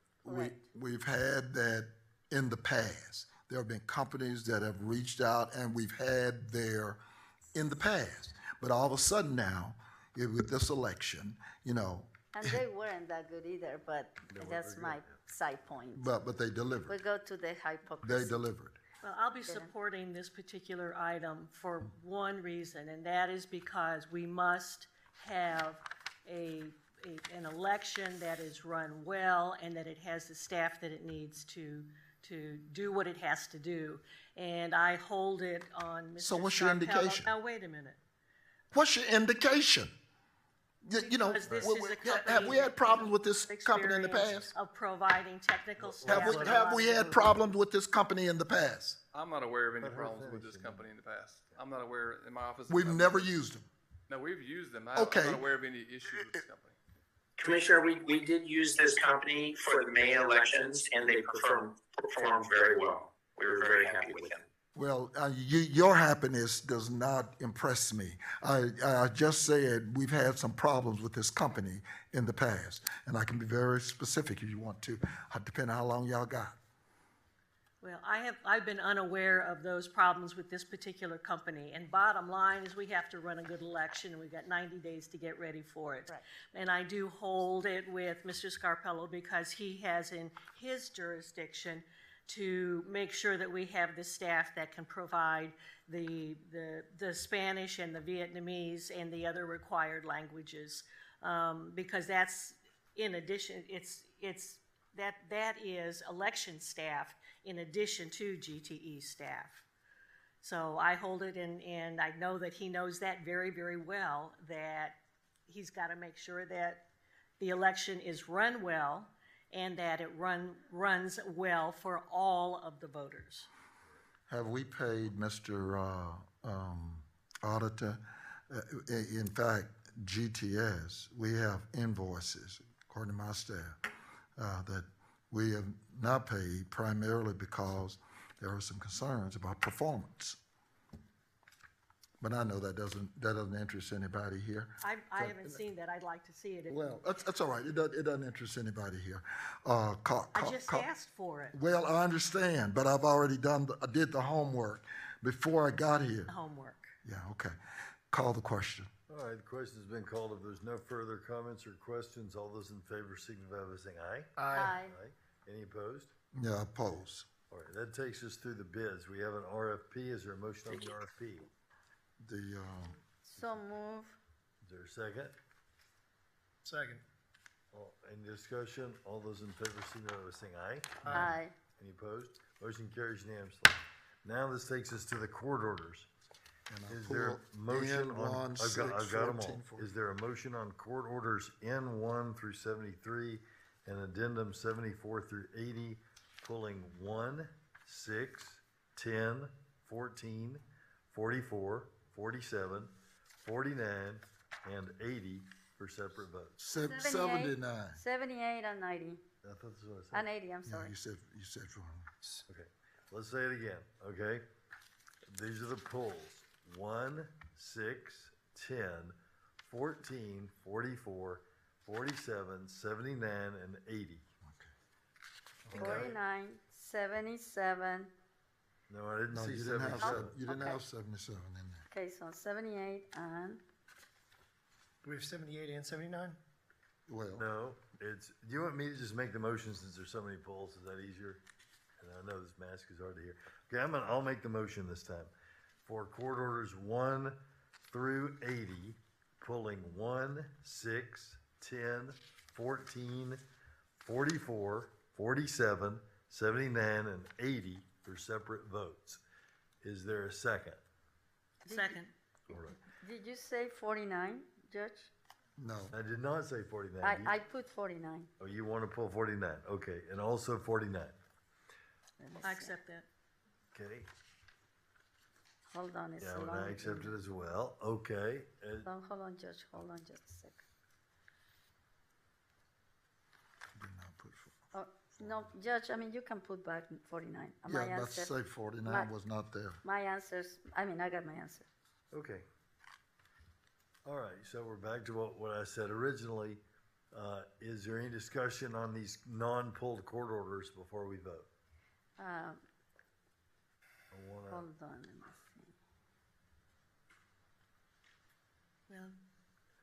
Well, give us a moment. You're going to talk about number 11? Commissioner Garcia. Well, I just want to thank Ms. Reina Gonzalez for taking the appointment for the Dallas County Hospital District Board of Managers. Really appreciate it. And item number 14, thank you, Mr. Martin. You know, we have the mission and 14 vision. is pulled. 14 is pulled. Okay. Sorry, Commissioner, you're right. You are right. I guess, yeah. Well, comments. Let me see. I want to say how much I appreciate staff and the Commissioners Court on item 13. We have unprecedented inflation out there, and it's really affecting every household. And so our employees, I have a belief, and I've said this from this dais before, that as an employer, if you should at least keep your employees up with inflation. If you can't do that, you're paying them, less as far as their family's quality of life each year. And so 13 will put additional money into the hands of our employees at a time when everything prices are going up, and it's particularly acute for the employees at the lower end of our pay scale. So I'm very pleased that we're doing this today. I think it's a good thing, and I hope more companies and more entities do this. I know it's tough out there for everybody. It's tough out there as a business owner. people aren't necessarily paying you more for services in this time, but nonetheless, the employees have to get groceries and gas, and rents are going up. Whatever we can do to help, we should do it. Well, I'm going to support 13 only because I think the lion's share of our employees have been diligent through these last 2.5 years. couple of years with regards to where we're going. I had some real difficulty because I am told by the DA's office that we cannot bundle in this right to work state retention. We cannot pass this forward in terms of metrics because everybody has not performed. Let's look at the Sheriff's Department, $12 million every month just for that jail. If you do that, 12 12s is $144 million. When I look at our budget right now, it's $194 million. And the reason it's $194 million is because of the kind of overtime where, first of all, I understand there are individuals that they're having difficulty hiring, but more than that, people are having to stay over. Same way in the juvenile. Over 50% of our employees are driven by custody. They couldn't do commute from home. They had to come to work. All of my employees were essential. They had to come to work. And so, it sounds good in the public. I just want you to understand that we are a 24/7 operation. And as a result, these individuals, a lot of them had to stay over beyond their usual work shift and doing very inclement weather, people who had injuries. And so that's the reason, I am going to support it. But I'm going to tell you something. We got a lot of folks who are still dragging, they're not carrying their load. And so, and I find it interesting every time I ask the auditor for the day before and the day after a holiday in terms of people who appear to work, we don't have any problem. Because the policy of this court says that if you don't work the day before a holiday, you don't get that holiday pay. Guess what? We got a hell of an attendance record the day before because of that. And see, what that tells me, everybody's not carrying their load. But anyway, I'm going to support it because the lion's share of our people are trying to are carrying the weight of those slackers that who will get the money, get the $6,000, just like everybody else. And just following that, Judge, I think Commissioner Price hit the nail. I am also going to support 13 because, like he said, I believe, Dallas County's employees, really took a big load during the pandemic.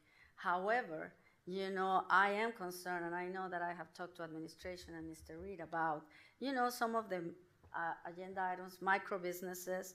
53% of the jobs in the U.S.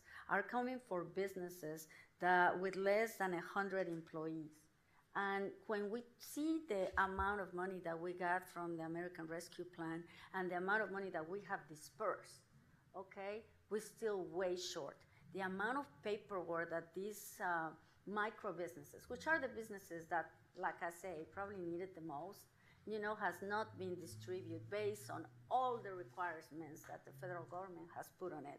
So agenda number 9, I'm glad it's here, Mr. Reed. We really appreciate your work. I know with the assistant business program with less than 6 employees, we still have a long way to go. Mr. Reed, do you want to elaborate? I know you and I try to see what other counties our size have done, how much money has been distributed, how this has affected really the economy. We know all of us here, and as a small business owner, I can tell you hiring right now is a big challenge. And of course, with this one, I also want to put on the record the agenda item number 78 with the nonprofit organizations. You know, some of these nonprofits have been on our queue for almost 2 years. A lot of these nonprofits fill out, goodness gracious, when I saw the amount of paperwork that they have to fill out, some of them went out and hired someone to fill out all this paperwork so they can get some relief. Here we are 2 years later, we are, supplemented Dallas County's employees. But what about what our biggest job is? And our biggest job is to be sure that businesses and the backbone economy of Dallas County is healthy. And those two items, are the ones that really mean that to me. So can you elaborate on that, Mr.? Yeah, I'll start with item number 9, the micro business relief program. This is the 3rd round of funding we've done for business relief. You'll recall the first round was back in 2020. We did a $50,000 forgivable loan. We ended up, through that first round, giving out just shy of 500 forgivable loans to businesses in Dallas County. Did a second round towards the tail end of 2021, coming into this year, where we did a $15,000 grant, not a forgivable loan, but a grant, and we awarded another $119,000. What we found was going into 2021 that businesses hadn't experienced the same loss that they did in 2020, but the trend that we saw was that the smallest businesses that were applying were still seeing the most significant impact, which is what precipitated round 3, the micro business, where we're targeting the ultra small businesses, businesses that are at the median household income and lower, less than 6 employees, to see if we can't get some relief into that area where we are still seeing need. Coupled with that, we have the nonprofit aid program. This is separate from the RFP that we put on the street, which is program specific. The nonprofit aid program is to deliver relief to nonprofits who experience increased income, increased expenses, or a combination of that and decreased revenue between the start of the pandemic and now. And so this is very similar to the business relief program that we have been doing. We just now are incorporating nonprofits into it as well. I hear you on the application. We do have to collect information required by the U.S. Treasury. I did make a commitment to you, and I will make it here. We will make this as painless as possible for everybody to get rolled into the new program that we're launching today, should it be approved, for our nonprofits. There is minimal information that we don't have from those we've already been working with to get them into that queue that we'll need to collect, but we will do it as painlessly as possible. And fast as and possible. very quickly. That process will the start keyword. this afternoon, assuming it's approved. Thank you, Mr. Reed. Thank you, colleagues. Those were my comments. The other items are being pulled. I had a quick question from number 13. There are 26 elected officials. Are they included in this? No. No. Could not include elected officials because we set those salaries every year, and we can't unset them in the middle of the year. And also, Mr. Reed, for the record, I think we all know the answer, but for the record, it does not affect any of the step plans for public safety. It does not. This is on top of that and is outside of any other compensation that'll be improved in the new budget. Well, I know that we all receive a letter about it, and I mean, I know that I answered to the people who sent it to me, but I just want to put it on the record. This does not affect any other, salary. Compensation consideration. Yeah. Thank you. Thank you, Mr. Reed. Thank you, Mr. Martin. Yeah, but I still, again, when we talk about it, same thing with compensation. Compensation is across the board, much I detest that. Because again, you reward the folks who don't perform, just like you reward the people who do. And I know, right to work state. I would contend too that there are elected officials who have definitely put in their time and effort.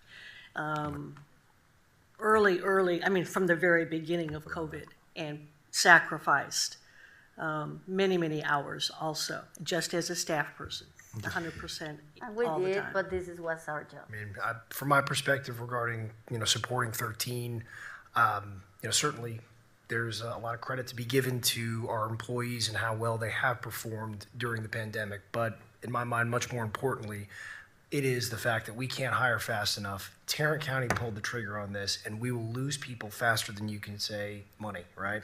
If we don't do something similar. That's the bottom line. So whether they're good employees or bad employees, we're not going to have a number of employees if we don't do this. Hell, bad employees, be gone. Yeah. You know, well, we went through that until years we're ago. closing the tax office another 3 days a week because we're already there, right? And we're going to be there with a lot. You know what? Commissioner, I mean, you wish the bad employees will leave, but they're the good ones that are gonna leave. Well, the thing is that, like I said, good employees. We've gone through this before. Let's say with the sheriff's department when they started talking about 50 cents the difference in the hours and going across that turnpike. Let me tell you, where our SMSA, we are competitive. And this just because they got ARP money and we got ARP money. And so we throw up, the same, $6,000 that they throw up, and I guess Collin County did too. And so okay. But a lot has to do, and I've talked to Mr. Wilson about this before, is how quick we onboarded. Tarrant County is cut their onboarding almost 50%. People can't wait around for a dadgum job for come on, Mr. Ames, you got something you want to say. Your people can't wait around for a damn job for 3 or 4 weeks. They either need a job or they don't. Well, I mean, and before Mr. Ames, I am super delighted to see agenda item number 43, because Mr. Wilson will have the authority, temporary authority to hire personnel. And that is something that is music to my ears, because to have to wait more than 3 months to hire any position in Dallas County, for me, that is just unreal. It's something that I still can't grasp. On how we take so long and hire people. And I'm sorry, Mr. Ames, just the premise. I debated whether I should come up here and say a few words, but on behalf of one of the largest departments in Dallas County, and we serve more public members than any other person, it is a difficult struggle, Commissioner Koch, but we're not losing employees to Tarrant County. We're losing them to other businesses within Dallas County. Exactly. And so I appreciate this court standing up and saying we need to figure out how we can retain these employees. Yep. I appreciate this court giving Mr. Wilson the ability to be flexible with hiring. That's one of our biggest struggles right now, hiring. Commissioner Price, to your point, right now we're having to keep bad employees because they're at least an employee. And so the struggle right now is employees that work in my office that normally wouldn't because we would have released them already, they're better than not having anybody right now. And so that's the frustrating thing. And so from all the county departments right now, we know that juvenile's hurting. We know the sheriff's department hurting. County clerk, district clerk, the tax office is struggling tremendously. We are onboarding over 20 employees just in the last 2 weeks. That's great, but they're not going to be on the front line helping customers for another 6 weeks. Yeah. So, and that's if they make it out of training. 25% of them will drop out of training. The quality of individuals that we're hiring these days is nothing compared to what we were hiring 5 years ago because they can make more money going anywhere else in Dallas County. We have got to focus on establishing proper pay grades for these employees. And I encourage this court to help Mr. Wilson and Dr. Watkins to look at the pay grades, not just the incentives to keeping them, because in 3 months when that money's gone, they're gone too. They got their $6,000 and they're headed to the next job. And I was told that I could not put any retention in place because it's a right to work state. But you're no different than what we're doing. We run a real road and bridge district. We have truck drivers. I agree, and I'm Commissioner competing Price, with Walmart. Everybody's struggling. I'm competing with Walmart. Competing with Amazon. And the thing is that they can make this more money and be at home that night. So my only frustration with the retention that we put in place is why did it go bang, bang, bang 3 months in a row? Why didn't we stretch it out to help retain these employees a little bit longer? That's my only question to this court. So. But I appreciate you looking and working with Dr. Watkins and Mr. Wilson, Mr. Martin. We've met several times about the fact that, we want to do good business in Dallas County. We want to help our customers, but we can't do it unless we have employees. Can you elaborate, Dr. Watkins or whoever wants to, on why the timeline that you did? Because I wondered the same thing while I was reading it. So the nuances of the U.S. Treasury guidelines do not preclude us from doing another retention incentive if this one does not work. You know, we do have record inflation right now, record for our time inflation right now, and it was administration's. It was our intention to get money in the hands of employees as quickly as possible. Right. Could we stretch this out over a longer time? Yes. Could we do another retention or some kind of recruiting effort in 2023? Absolutely. Right now, the way that it is drafted, 2023. Right now, the way it's drafted, you do have a recruiting incentive between now and the end of the year, because depending on when people start, they could be eligible for either 2 or 1 of those payments. And so we do have an incentive between now and the end of this calendar year. But I did want to point out that it is labeled intentionally the 2022 recentive plan, because if we wanted to do or try another effort, if this one does not pan out the way we thought it would, or if there's another idea that comes up, we could do another one in 2023, should the Commissioners Court choose to do that. Is there a rationale on why the $6,000 was picked? Yeah, so we can do up to 10% of the average salary. Gotcha. Okay. And so 6,000 was a nice round number. It's the same reason Tarrant County did 49,000. Or 4,900. Their average salary was 49,000. Okay. Perfect. Thank you. I guess that concludes my comments about all the other items. Like I said, I think I mentioned, you know, Mr. Wilson, flexible authority. Love that item. Well, briefly, just on 72 and 73, I believe the treasurer's here. Toronto, can you just give us a brief update on the market value losses that we've suffered during April, May, and June? I got a little feedback from some constituents that were concerned about it and just wanted to make sure that this is kind of normal operating losses rather than something exceptional, because it does appear to be significant. Thank you, Judge and Commissioners. Yes, it's just a little bit of market adjustments, but nothing that we're bouncing back. This month you'll see on this month's report, and for July will be definitely better, and interests, of course, are going up. Just in our tax pool investments in just the regular tax pool and the tax pool prime are over 2%. Okay. Just regarding our market losses, though, have we exceeded $50 million in market loss? Or, okay, we have not. No, as a matter of fact, I noticed that the quarterly report actually went up. Yeah. Yes, it has, and it's going up every month. Okay. All right. Thank you. Thank you. Sure.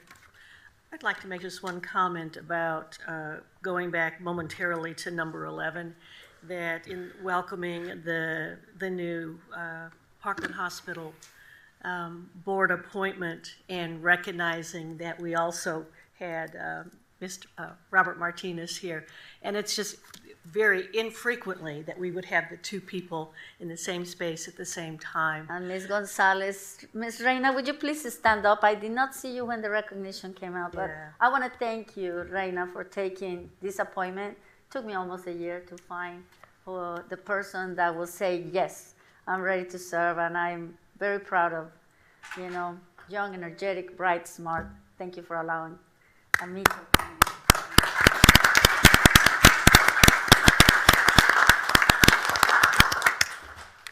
I'm glad you're ready to take it on. Thank you. All right. I think we can vote on all the items. All those in favor of the court orders we've been discussing, signify by saying aye. Aye. Aye. Any opposed? Motion carries unanimously. This takes us to court order number 1. Is there a motion on court order number 1? What do you mean court order So number moved. 1? Second. Are you talking about N1? N1. No, we're talking about. N1. Okay, I know it. Well, only thing I wanted to ask about N1, is that an increase, Dr. Watkins, in our contribution? Or whomever? Increase. It's an increase. Huh? And we're rolling it in, I don't know how much, I'll have to look at it, but we're rolling it into his FY 2023 budget request. Okay. But is it, I'm just trying to find out if it's an increase. That's the only reason I pulled it. Because I couldn't find out. Nobody can seem to tell me. And I guess you still can't tell me. It was an increase, Commissioner, but I have to get, yes, sir. Okay, it was an an increase, but I just have to tell you how much. Okay. I'll get that number. Oh, okay. That's at, First Administrative Judicial Region contribution. I didn't see their entire budget. I just saw our ask in regards to, okay. It moved it.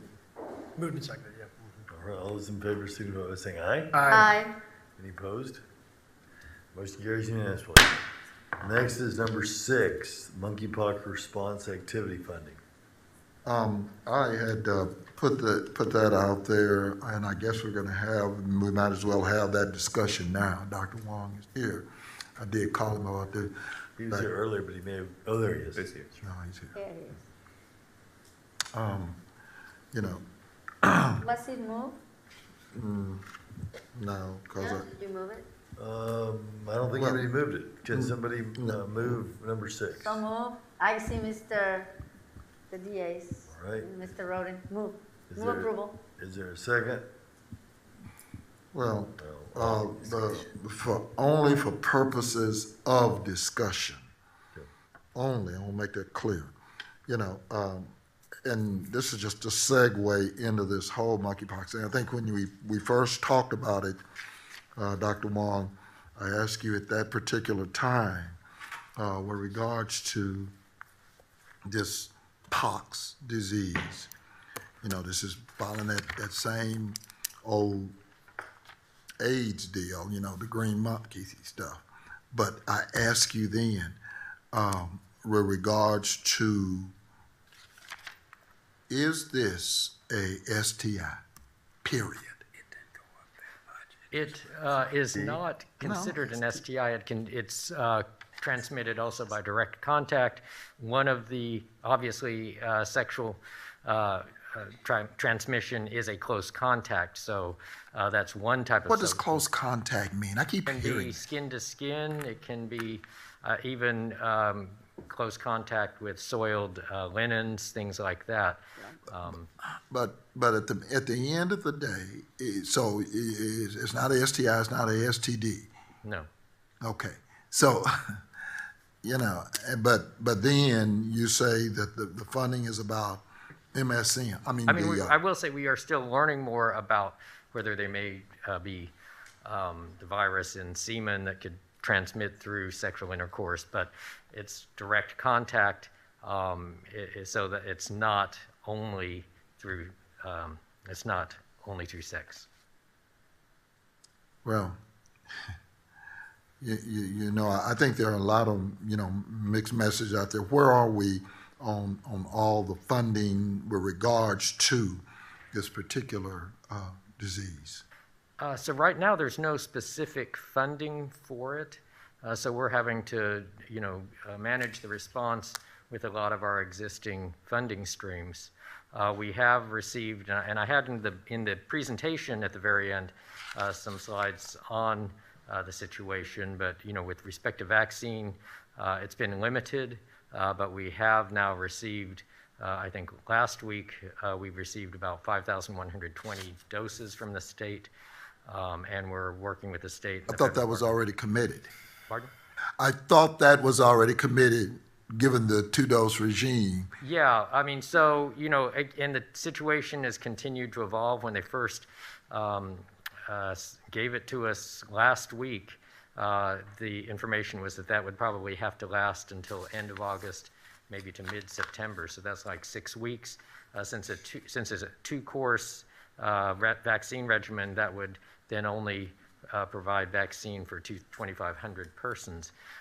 Later in the week, last week, it became, I think there were some federal announcements that there was going to be some additional vaccine, about 800,000 doses available to states. And so that was reassuring to us that we will be able to get some additional vaccine in the coming weeks. So it's still not everything that we need, but it does give us a little more flexibility. But okay, see, I'm getting different signals. So based on the 5,000, that's already committed? Yes. Okay. What is the volume of individuals in this region or in our area that we need to service? What does the numbers look like? There are, I think that one thing we want to emphasize, most of the cases that we've been seeing have been men who have sex with men, but it is not at all limited to that group because... Is that 90%? Is that 95%? I mean, what? I mean, that's what I said. We keep just throwing stuff in the atmosphere. I'm gonna be as specific as you possibly can. So that's what I'm asking you. What? Well, theoretically, anyone who was in close contact with someone who had, lesions could get the monkeypox virus. So it's not, there's not any particular population that is not vulnerable. Now, we've had some events and things where there's been more close contact with particular groups, and that's why we're seeing so many cases with different. Okay, so Glenn, let me go back to my question. What does the volumes look like that we're not able to service right now? I would say, again, that we need a lot more vaccine to address this. I get that. Yeah. So do you have any, let me ask you, do you have any idea what the volume looks like, given the trajectory, given the spread, given, what we've seen? I understand that we're leading the state in terms of Are you saying do we think how much vaccine we would need? How much vaccine do we need? What can we not service now? Let's get beyond the 2,500. What do you think it is? How do you even request it? Well, to me, you're still at the 50,000 foot level. I'm trying to get at you on the ground. So, if I could, the White House has, or the CDC released last week what it was about 800,000 doses nationwide. Right. I'm talking about Dallas. I realize that. We asked them in a letter that I've sent to them, we asked them, I believe, for 10,000 additional doses. We also let the state know that we were asking for those 10,000 doses. Okay, that's 5,000 people. That's 5,000 people. So that's what I'm asking him. He is the director, public health. We need to at least let the public know exactly what are we talking about. So if you ask for 10,000. So, and that's not to say that's the amount that is absolutely adequate. We're just dealing with a situation where they're ramping up vaccine and everybody needs some, and so we were hopeful that we could get that. We're working with the state to try to get that. The feds are going to send directly to the state, and the state will give a apportionment to us. They've been fair thus far. Even though it's a low amount of vaccine, Harris County, which has 4.2 million people, got 5,000 doses. Dallas County, which has 2.7 million people, got 5,000 doses. But then we've had, 68 cases But we're so leading far? we're leading the state. Barely at this point, yeah. I mean, how does our 68 cases compare with other places around Texas? And then I understand that you do have some ideas about how to target the few number of doses that we do get. Is that true? Yes. So we have accounted for at least over half of the statewide cases, and our numbers are increasing. So again, and the state, when they made their release, they received a total of 15,000 doses to cover the entire state, with the exception of Harris County. And they did allocate then 5,000 of that initial shipment to us, which was, again, as you can imagine, some of the other communities then are also looking to protect their. Right. I think it was we're appreciative of their allocation to us for that amount. And as the judge mentioned, Harris and Houston combined got 5,000 doses as a direct shipment from from the federal government. So the answer to my question is you really don't know. I mean, again, it's hard to say who all is at risk. I mean, there are estimates, of, if you were to say, how many men who have sex with men in Dallas County. I mean, there are some estimates of over 850,000 men who have sex with men. So if you're looking at, that's why we're having to prioritize with the highest risk, with the limited vaccine that we have, to try to have the greatest impact on slowing the spread. We initially were providing it for persons who have had close, intimate skin-to-skin contact with someone who had confirmed test positive. With this latest shipment that we've had, we are trying to expand that to men 18 and older who have sex with men who have had multiple or anonymous sex partners in the prior 14 days. Again, we're trying to get the highest risk persons at this time, and at the same time balance with the limited availability of vaccine that we currently have. Thank you, Dr. Juan. And that item, and this item, for the record, is an item that provides $100,000 for you to be able to communicate with the public. What are we doing? What Dallas County Health and Human Services is going to be doing with the monkeypox virus here in Dallas, and how are we going to treat and do prevention with the amount of vaccines that we have? Yes. So I move approval. Yeah, So wait, Dr. Wong, just a question. When we were dealing with the early COVID-19 pandemic, we certainly spent some time also doing contact tracing, and we had some shutdowns. Does it make any sense to through contact tracing, if you have places that are vectors of transmission, say for example a bathhouse, does it make sense that those places should be shut down for a time in order to preserve public safety? Well, definitely these are places that we've identified as high risk where there's a lot of close skin-to-skin contact, some sexual activity, and that's what is associated with transmission. Now, there are things that people can do to not promote transmission and to slow down transmission. So, but again, understanding that's part of the situation, and I was going to show you some of the sort of the numbers that we've seen in Dallas County. There was a particular event like over the July 4th weekend where, we understand there were like thousands of men who have sex with men who were close contact, dancing, and things like that, and high-risk activities. Now, that's what I think globally what we've seen is, what's happened. And again, I want to emphasize, it's not just men who have sex with men who can get I know you keep on emphasizing, but he asked us a specific question. What about closing down some of these areas of transmission? I'm calling them hot spots. Mm-hmm. I mean, yeah, you're the public. I mean, that is something, when we find a particular, just like we were doing things for COVID to try to decrease transmission. Exactly. When we see things that may, slow down transmission, then those are certainly things how can we do that? I mean, if we had persons, again, practice distancing and not have close skin-to-skin contact, that's, what we need, and however we need to do that. Doctor. So you don't, if you feel like that some of these areas are hotbeds of transmission, why don't you deploy the same thing you did during COVID? Go into those areas.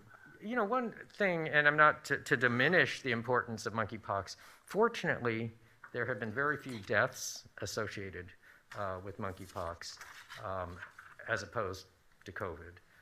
But again, it's a very, I don't want to minimize the importance of this in the transmission and what we're seeing with this, but that is one difference that you might note in terms of the mortality associated with that situation versus this. Yeah. Well, and regarding kind of continuing down the path of protecting that population, you said By your estimate, the men that have sex with men, 850,000? That's 32. Huh? There are, yeah, there's That's studies. 32% of the county. Pardon? That's 32% of the county. 850,000? Let me see.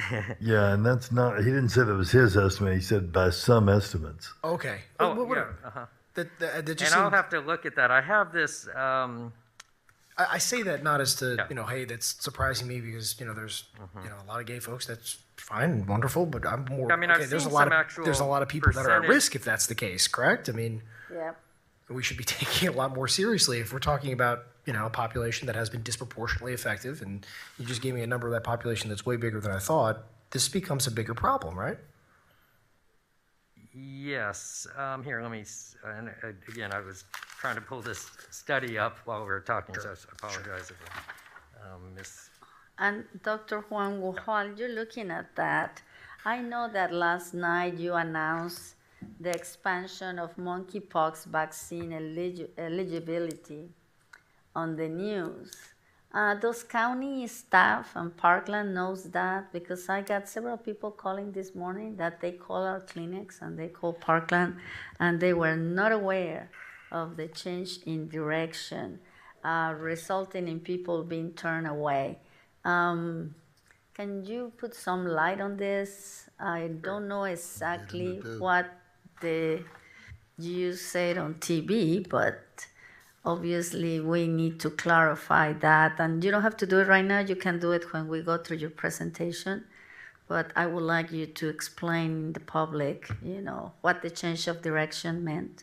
Sure. And how much vaccine do we have. And actually, the columns, I apologize, again, I was trying to pull this up.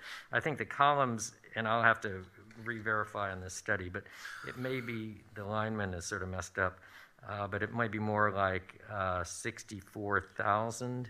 Okay. Okay. Yeah, no, Yeah, okay. 800 sounded like a big Yeah, no, number. I just, it's like, oh boy, we're talking about larger numbers now, so that means just more people to protect. Okay. Still, but regarding the initial point, though, what are we doing? I mean, I'm guessing regarding all the investment that we made regarding contact tracing, we are using for monkeypox, correct? We are absolutely applying now the same tools that we've developed for monkey. We're actually expanding some of that. We've, for monitoring, one of the things with monkeypox is that for persons who have had close contact, you want to monitor them for 21 days to see if they develop symptoms. So we're actually using a Salesforce community piece to send out automated text message. We're starting that. We've now added that and have that in place. So we're starting to be able to send that out so that they can get an automated text once or twice a day and fill out a self-administered survey. Have we had cases here in Dallas County that someone tests positive but does not exhibit symptoms? That does not, well, so to test positive, we have to have a lesion to collect a specimen. Well, I mean, colleagues, I think we should approve this item, and then during the presentation, we can continue to dip into monkeypox. Dr. Juan, can you just look into the direction and what you said last night in the news? I don't know what it was, but obviously I'm getting calls about it. Sure. Thank you. Thank you very much for at least using some of the resources to be better prepared for this particular new virus that's on the scene, so that we are better able to identify where it's going to go and use our resources wisely.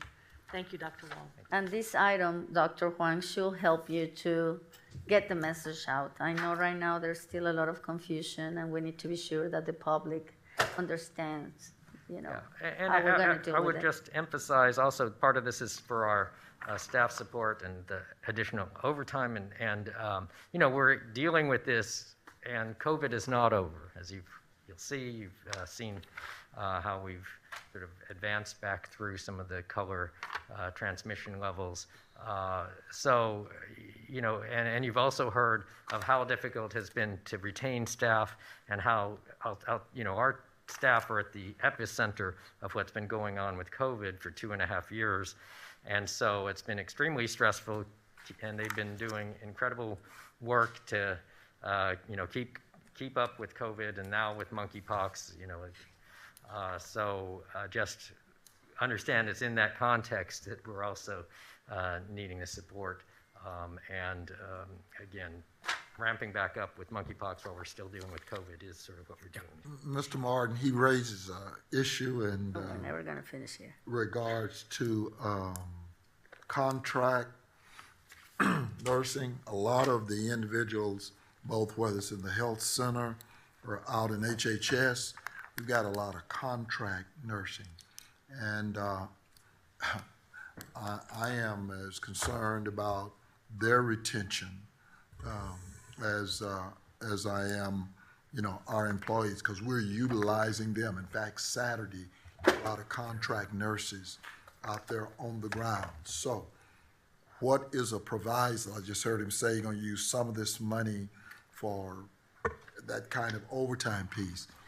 Do we also get a chance to? And that's one of the things you and I discussed on yesterday, and we probably need to get with purchasing to look at our contracts and see if there's a way we can incentivize some of those contracts to retain some of the nurses that we've been working with on both, not only Dr. Wong's staff, but I know even our clinic here, we've been relying on contract nurses. So I'll get with Mr. Frosch and look at a possibility of looking at our contracts to see what we can do to expand that, to retain somehow and incentivize, if we can, based on the rules with Mr. Reed, incentivize somehow those nurses who have been on the ground and have been consistent over the last 2.5 years. Yeah. Thank you. That's a great idea. Thank you, Dr. Huang. Moving along, you have a motion and a second. We're gonna vote it. All right, all those in favor signify by saying aye. Aye. Any opposed? Motion carries unanimously. The next item is item number 10. I pull this item. Move, yeah. Yeah, go ahead, Commissioner, move it. No, I moved it. And I second. I just want to put something on the record. I mean, Mr. Reed, and I believe the Commissioner Koch, you have some additional,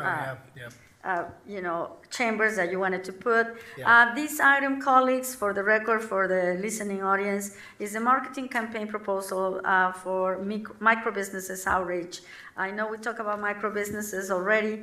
I just wanted to put on the record that in District 4, there are only 2 chambers of commerce that are mentioned, and they're very good, and I work very closely with them. But I would like to add the Grand Prairie Hispanic Chamber of Commerce. I would like to add the Urban Hispanic Chamber of Commerce, and obviously because there are some micro businesses that they do not have a chamber, in particular in Cockrell Hill, the manager, Mr. Haney, to be a contact for this. Thank you very much. That's my addition to it. Excuse me, before we get ready to transition. Excuse me. Excuse us for No, sorry, sir. You don't get a chance to speak now. Oh, well, y'all have a blessing. Okay, thank you. Along that same line, I just needed to make some inclusions and deletions. In the portion where it has the chamber partners for District 2, I need to add the North Dallas Chamber of Commerce and the Farmers Branch Chamber of Commerce. There is no University Park Chamber of Commerce, nor is there a Highland Park Chamber of Commerce, but there are those that would say that the entire community is, in fact, but anyway, no. But those don't exist. So took you a second, didn't it? Anyhow.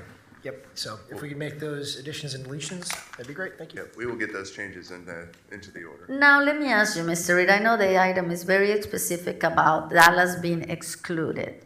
I wonder if the Greater Dallas Hispanic Chamber of Commerce was excluded because of that. Yes, that is, yes, in short. Well, because they do have a lot of members that are not in Dallas. So that's what, this make it very confusing. Obviously, Urban, Grand Prairie, Cockrell Hill, they're not in. But I was wondering, and that was one of my questions, and I just forgot to ask. But would they apply to the Great Hispanic Chamber of Commerce if the business is not in the city of Dallas?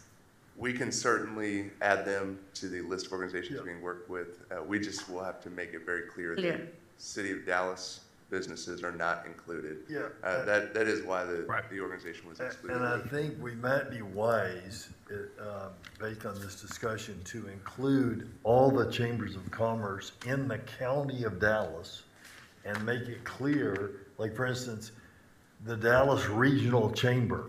That is the main chamber for Dallas, but it is the Dallas Regional Chamber. But they are included. Right. So we need to do that for all of the chambers, and because you might have someone that's in the, I don't know what. The North Dallas Chamber is a great Yeah, example. there's North Dallas the Chamber has some Richardson folks. Chamber, the Garland Chamber, the Mesquite Chamber, the Greater Southwest, that includes Balch Springs and the southern part. I mean, they're not, Yeah, there are a so lot of they will chambers be in Dallas. included, is what you're saying? Yeah. What we'll do, let us get with ABI and get a comprehensive list, have them get us a comprehensive list of all of the chambers in the area. Yes, because the court order will not be exclusive. It is a suggested outreach plan, who their partners are, and we can, I mean, we're paying the bill. We can well, yes, include and because exclude it also, as we- Mr. Reed, the Asian chamber, Yes. the Chinese chamber, the Taiwanese chamber, and the regional Asian chamber. So, I mean, I know these are their partners. They are missing a lot of partners. Yeah, we'll make sure that everybody's included. We worked with the SB director, Mr. Crawford, to get this list called together. There is an African chamber. Yes, Since we'll- since we. And there is a since we're going Muslim around the chamber. world. We'll, I thought they were included. yeah, we'll get together a comprehensive list and send it to the court and make sure that they're included as part of the outreach. Great. Thank you. Thank you. Yes, I mean, this item was chopped. Well, but no reason not to vote on it today, right? All right, are y'all ready to vote? With the understanding that the chambers will be increased to be more inclusive. So it was moved and second. All those in favor, signify by saying aye. Aye. Any opposed? Motion carries unanimously. This takes us to item number 14. I'm not gonna torpedo it, Mr. Martin. However, it's one thing, again, we adopt stuff and, at the end of the day, it's about profession versus performance. So, I pulled it, I'll move it. I know how hard staff has worked on it. I still say. And I second. Well, I second it again too, because I think it's an important movement forward for Dallas County to take, and I know you've put a lot of time, effort, with a lot of input from dozens of people.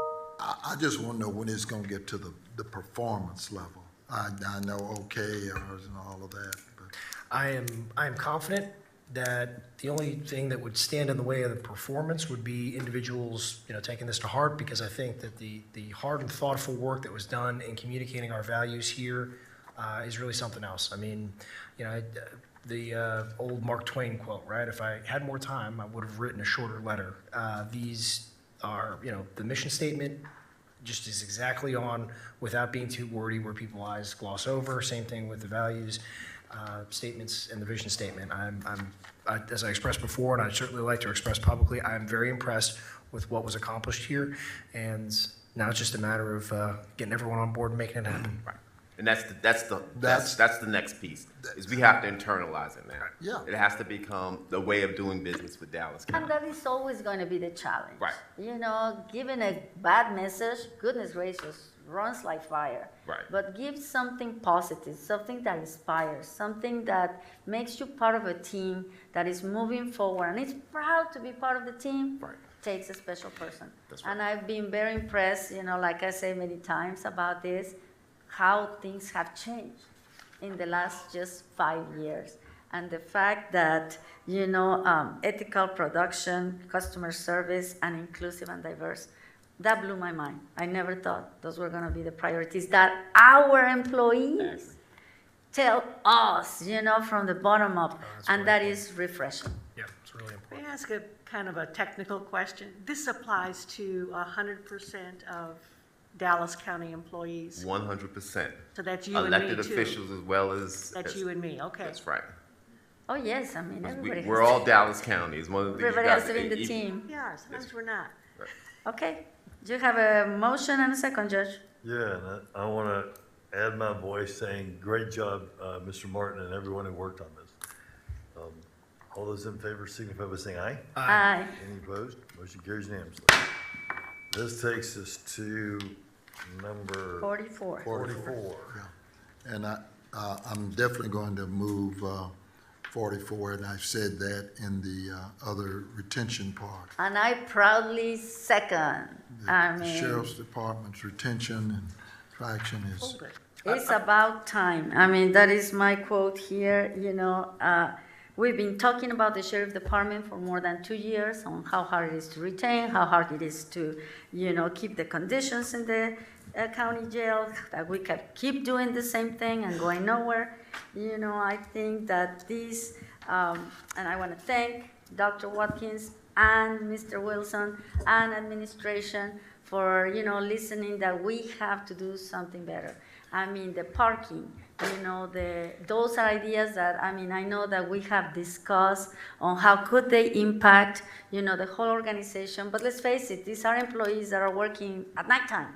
These are mothers, most of them women, most of them with families and children that really need this help. They really need this encouragement. And I know that we also have to work on the facilities, right?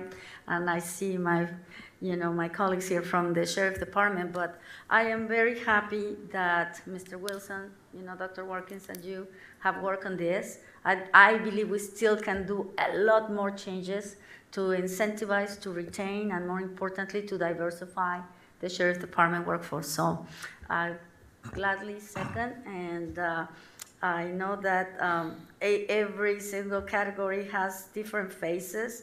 Would anyone want to, for the record, explain how those phases will work? Mr. Wilson, you want to come forward since we. And just before you get to that, I was the one that pulled it, and 44. 44. My concern is not that this. Did you? I pulled. We both. I pulled it too. Okay. Oh, okay. We all three did. Okay. We can all take credit for that. Okay. I just wanted to add, I'm concerned that this does not go far enough. In that, we need a lateral plan for everyone. We need parking for both sworn and unsworn employees for free. I absolutely understand why we started with the evening. I mean, it's low-hanging fruit in that there's not a lot of people in that parking lot at that time. So it's not crowding out paying customers. But then shift differential for both sworn and unsworn. So just with that in mind, if you can tell us if those are on a timeline or a map and go to that. Thanks. But logistical, if a person works for the Sheriff's Department and works in this building and has to go to the Crowley campus for something, they have to pay for parking. Hell, that's, until I was told that, I couldn't believe it. And so, yeah, it's a lot of logistics that I think that we can. Yeah, we are looking at an overall parking plan for the county in this year's budget, and we'll be presenting that to you folks in the next couple of weeks. But there's a fiscal impact to that, and we just want to make sure we address the fiscal impact. Yeah. Also remember that, we are parking challenged in Dallas County, and that's why you're building the garage this way. And so we're going to be tight until that garage is completed in June of 2023. Well, yeah, but that's on this side of the freeway. Over there, I'm recommending some plans over there as well. So again, I've tasked staff to look at a couple of options across the street, which are going to cost money, but we're challenged. We're challenged all the way around, and I'm even looking at the parking lot across the street, which we did not buy back in 1996. I'm not gonna say. I'm on the record. Yeah, I told us to buy it. Yeah, but hey, okay. But we're trying to have conversations with the owner of that lot to see if we can at least temporarily buy spaces there, so people who have to go across the street from this side of the highway don't have to pay temporarily. But those are all moving pieces that staff are actively working on right now. Okay. So you've addressed the parking plan. If you can just, when you do touch upon these things, the lateral plan for everyone, not just the DSOs, or not just the detention officers, and then shift differential for both sworn and unsworn. Yes, thank you, Judge and Commissioner. So this is it's actually 4 parts to the plan, and the final part was we were working on a separate retention bonus, but we folded in the ARP. So this is a first step for us. I think what we can do with this is we can measure, does it have an impact on the attrition? Does it have an impact on overtime? And these things are, we've had great discussions with the leadership over at the Sheriff's Department. They've been very supportive, but they've also been very clear this is a first step. And so I think this is a plan that once we get it fleshed out, I think we've got to come back and look at the juvenile department as well as another area where we have an opportunity, same type shift work, same demographic. And so, the important thing for me is that we're also increasing the rate of hire. I don't know if all of you are aware of the number of job pairs that we've been doing. And so I'll give you an example. Last month we had 35 hires, almost 40 hires come through the Sheriff's Department, which is great, right? That's an increase.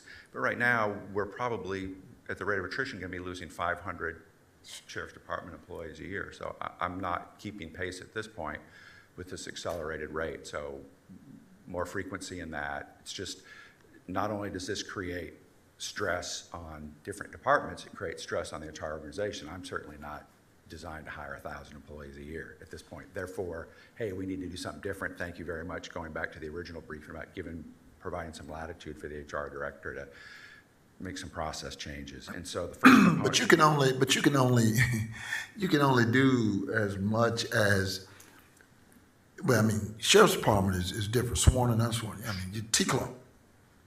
You don't have any jurisdiction there, right, in terms of how you are able to onboard them. Correct, and thank you for bringing that up. That is not delegated to me to change anything that has to do with those sorts of requirements. So it's strictly outside of that. So I was great when I engaged with Sheriff's Department, very open to lateral transfer, deputies is the next step. The second element is the shift differential. This was the place to start. Okay. There's also another shift that we want to go to next. And then the parking fee, which you just discussed. I didn't realize that was such a big issue until engaging the council. Oh, yeah. I was surprised at the impact. So I'm grateful. I think that, we're hopeful that we can target about a 10% transfer in, which would be great. And to me, that's making the fight fair, right? If other organizations have transfer policies and we don't, we're on the back foot right out of the gate. So I appreciate your support, commissioners. So I'm not hearing what I want to hear. I'm hearing that this is step 1 and we have steps 2 and 3 coming soon enough. Yes. Okay. Yes, and Mr. Wilson, Dr. Watkins, I talked to you about this many, many times with all the issues of the hiring. I want to thank you both. And Mr. Martin, for your support and for listening. I mean, there were a lot of other ideas, Commissioner Koch, and please join the crowd. I mean, this is just a pilot. I mean, hey, it might not work. I mean, we might not see, the desired effect on the first round. But I mean, we even talk about, some of childcare. I mean, how could we put, because that came out from some of the DSOs that work at the evening shifts. I mean, how can we do it better in a way that is fiscally responsible for Dallas County? I mean, we're not going to start hiring or building, a school, but obviously, how can we make it better? How can we improve and, be the organization that people want to stay in? Yep. And then, of course, it will come with some of what we're already working with facilities, What is the next way of a new jail? Let's face it, we have a dated jail with dated standards. And I have said this, for the last 2 years, I don't know how many times. I mean, criminal justice is changing, and we need to change the way we, work within it.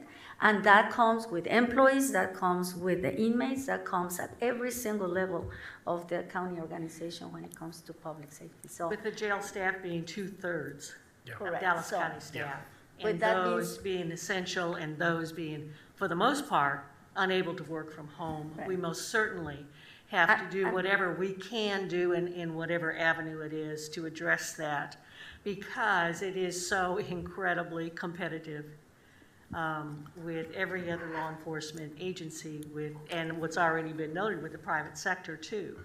So it is just absolutely necessary that we take this step one and take it firmly, but then also keeping our eyes, because we are already beginning the study of what do we need to do with our facilities to bring them up to date on what's going on in criminal justice. And I didn't finish, but I mean, I just want to, Commissioner Daniels, I just want to thank you all. I mean, I know this is the first step, and the most important thing is to be sure that we measure Mr. Wilson, and I'm sorry to put it on your plate, but, It's on your plate. That's my job. I appreciate it. No pressure. It's Thank you. there. Thank you, Mr. Wilson. And measure what matters. All right, any further comments on that? All those in favor signify by saying aye. Aye. Any opposed? Motion carries unanimously. This takes us to number 47. And I have a conflict of interest, Judge. That's what I pull it. I would like the record to reflect that Dr. Garcia is moving out of the horseshoe due to conflict of interest. Okay. I move this. Commissioner, you don't have to leave. Just don't vote. No, you have to recuse and cannot participate in the discussion or the vote, but this is being discussed publicly, and just like any member of the public, you can sit and listen to it. Okay. In the past, I always remove myself, but it's okay. I move number 47 then. 48. I'll second. All right, Call moved the by question. Daniel, second by Commissioner Price. All those in favor signify by saying aye. Aye. Any opposed? Motion carries unanimously. Without Dr. Garcia voting on this item. Yes, Dr. Garcia has recused herself from that. So next is number 79. 70. Excuse me. Tax rate. Yeah. All right, we gotta do that. This is the proposed hearing for purposes of the hearing. This is the proposed max rate to provide flexibility for planning. So you'll see me a lot between now and September 6th. And I'll be working with the auditor's office this year so that you can see the revenue estimate that's attached to each tax rate. This does not marry you to that max rate. It just gives us that max rate.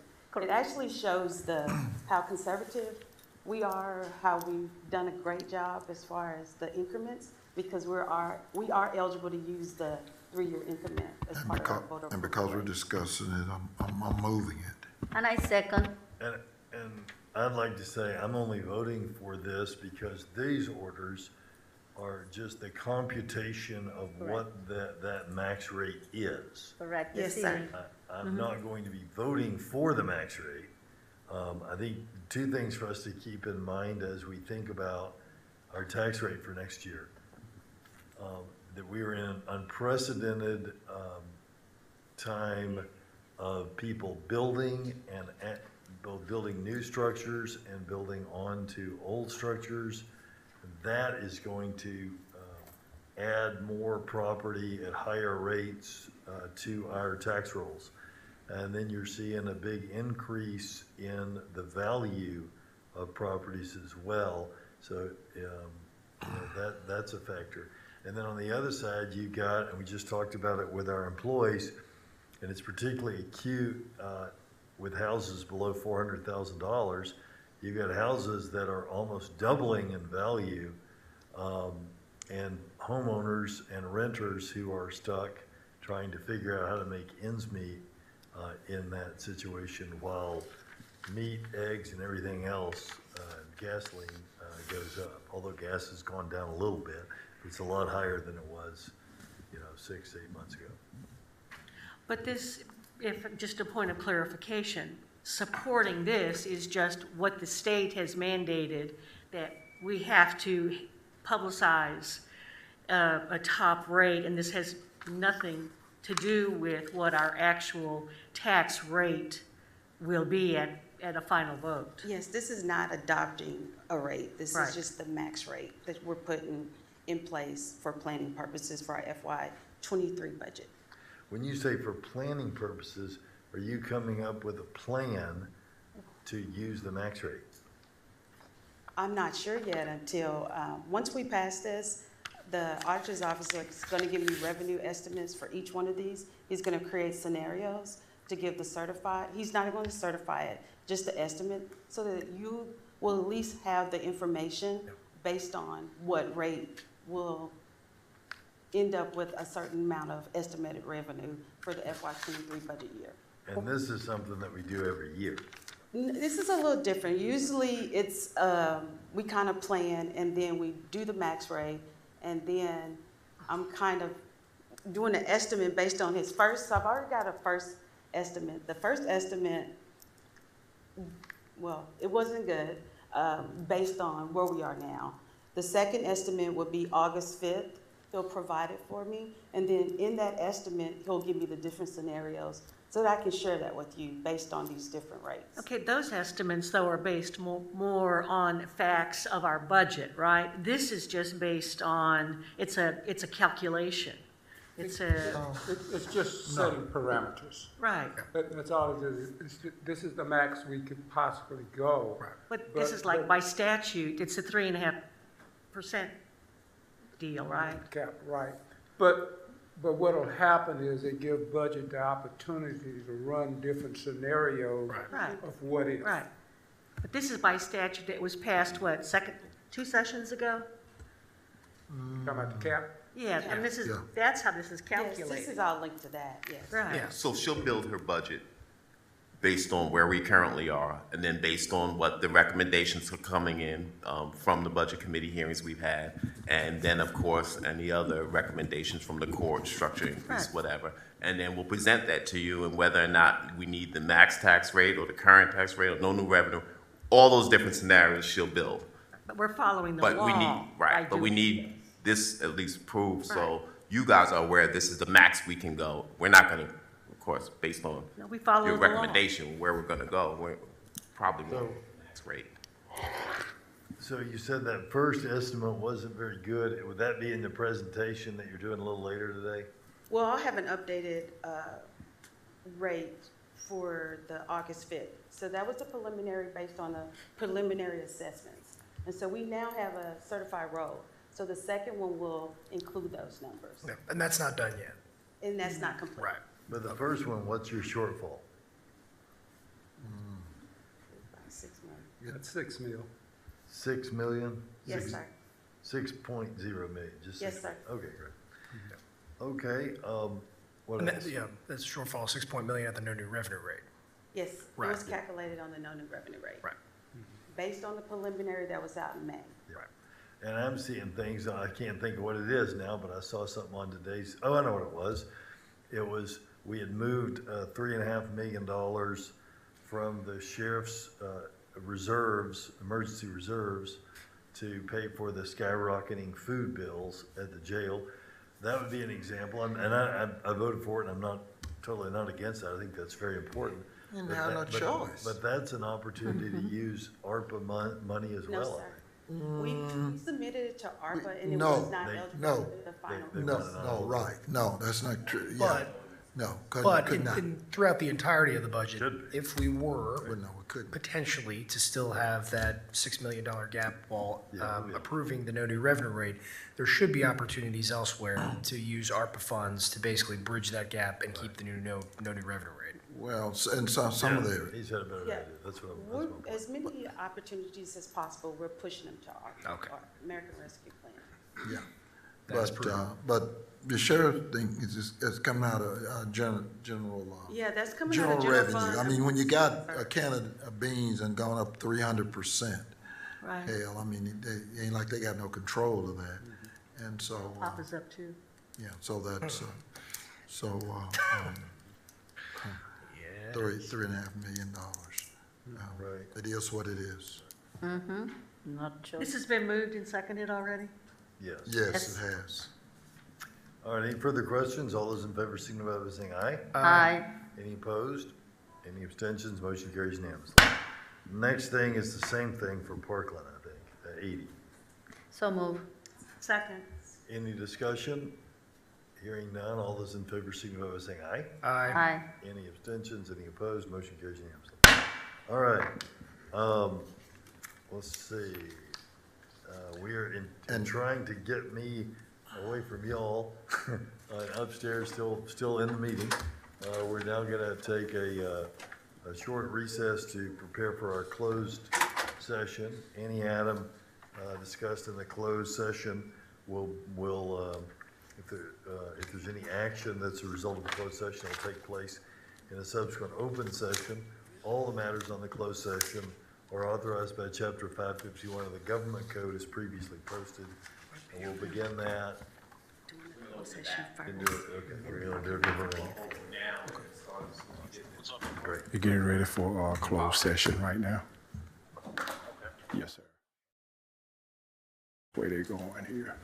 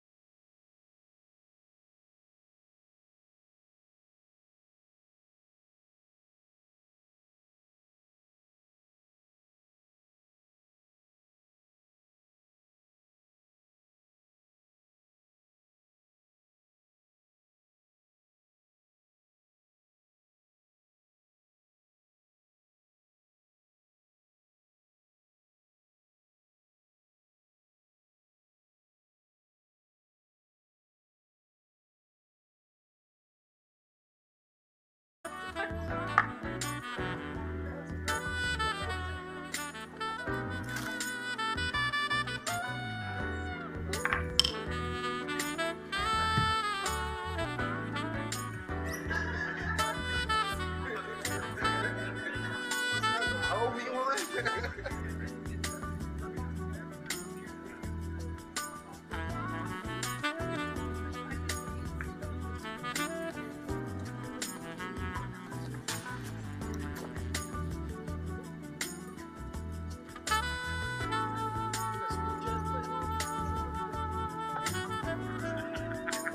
like the elevator. What's that?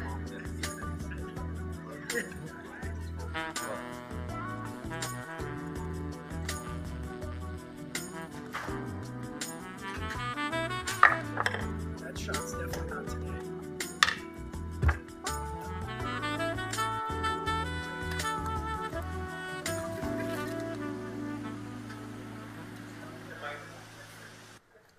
Does online school fit your child's needs? The Connect.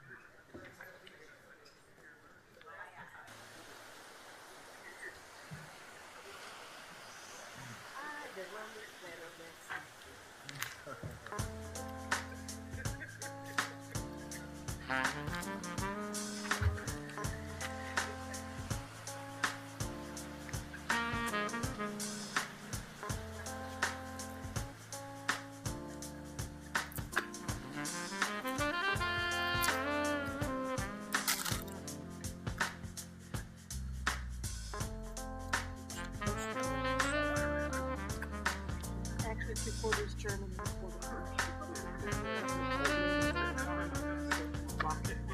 That was that? My grandmother was down on the previous part of the block of Yeah, yeah. Okay, ladies and gentlemen, we're Yeah. back from closed session.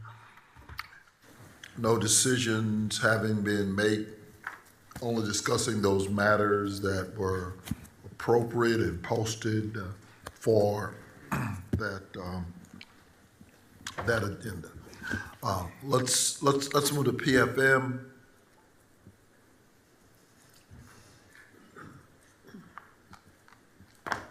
And presentation, please. Stand next to me.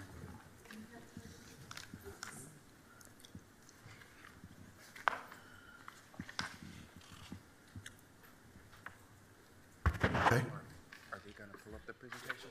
Yeah. Thank you, Commissioners Court, for allowing us to present to you all. I'm Carlos Allen with PFM Financial Advisors. I am joined with Adrian from TGL. We are your co-financial advisors.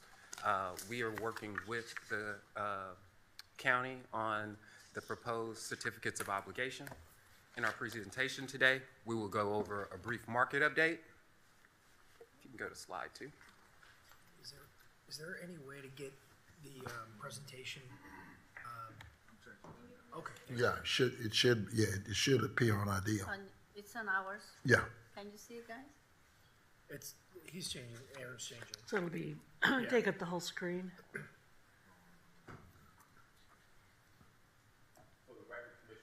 The judge is with us.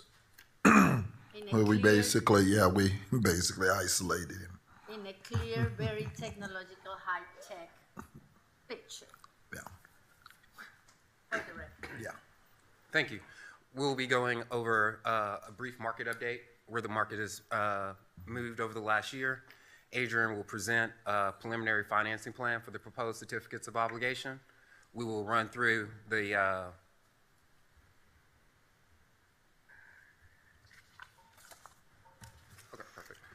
We will run through the proposed timetable for the certificates obligation, and then we will do a brief debriefing on the tax rate impact of this proposed financing, the way it's currently in your debt policy, and then a couple of alternatives just for y'all's consideration. So moving into the market update, things are much higher as far as interest rates than they were a year ago. If you're looking at the table to the top left-hand corner, you'll see the dotted line in yellow is where interest rates were at a year ago. But because of Fed actions, inflation, and other geopolitical risk, interest rates have gone up over 100 basis points across the curve. We'll see 162 basis points or 1.62% increase in year 2, and you see 163 basis points increase in 30 years. That's 1.36%. The next 4 or 5 slides are only just illustrating the point that interest rates are moving up. The Fed has signaled last week that they will continue with the actions to continue interest rates going up. So we don't, as far from an interest rate perspective, see a scenario where interest rates are going to go down over the next 2 years.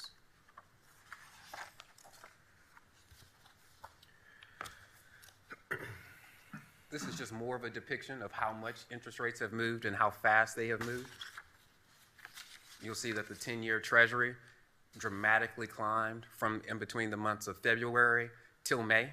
And then as things sort of kind of cooled off and we saw some Fed actions, we've seen the market sort of stabilize. But again, rates are materially higher than they were a year ago. This kind of shows us a depiction of where we're at versus where we were. So the bar graph to the left shows where rates have moved over the last 10 years. So in year 1, rates have been as low as 0% almost, and as high as a little bit short of 3%. The blue line, the bolder blue line shows where rates are at right now. The lighter blue line shows where rates were at a year ago. Again, many of these slides are somewhat repetitive, but it's the spirit that rates are moving up.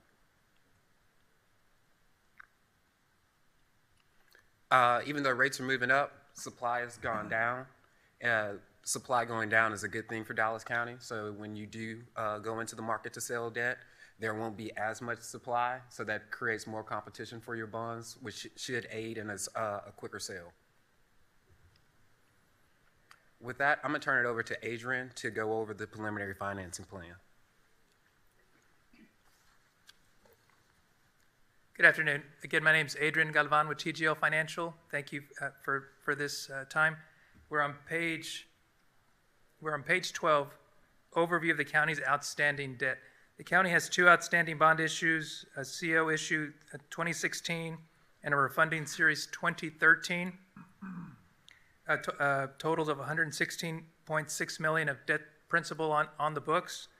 The county has taken on a policy of pay-as-you-go and waiting to borrow until absolutely necessary. And that's a very conservative and that's been a prudent policy that you've implemented. The bottom left of this slide, you'll see your debt service, principal, and interest. And note that the gray bar represents the principal, and that's tying into your level principal debt policy that you have currently in place. The chart at the bottom right shows what your INS tax rate has done for the last 10 years.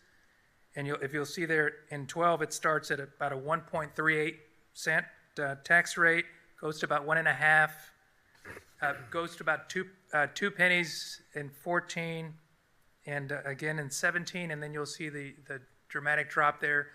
Where we're at right now in the INS tax rate in 22 is at a 0.00652, or 0.65 of a penny, to just say 2/3 of a penny, just for rounding purposes.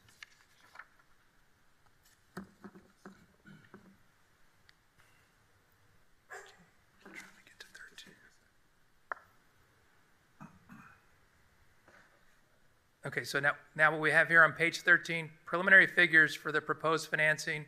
We have a project fund amount of $150 million. We're using current market rates plus 30 basis points. We wanted to add a cushion to the rates to account for any market movements that might happen between now and pricing date. So the interest rate reflected on this slide is a TIC of a 3.65%. So the current market would be a 3.35. So we've added 30 basis points to account for market movement. The chart at the left, it shows your principal, interest, and debt service. You see level principal illustrated there, 6.7 million top to bottom, and you'll see the debt service start at 13.4 and then rapidly decrease down to about 7 million in year 20.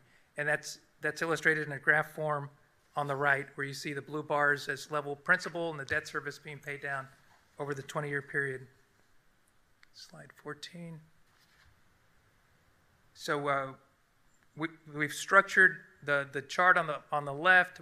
We've laid out your existing debt service in the blue bars. That's starting at a debt service payment of 17.7 in 22.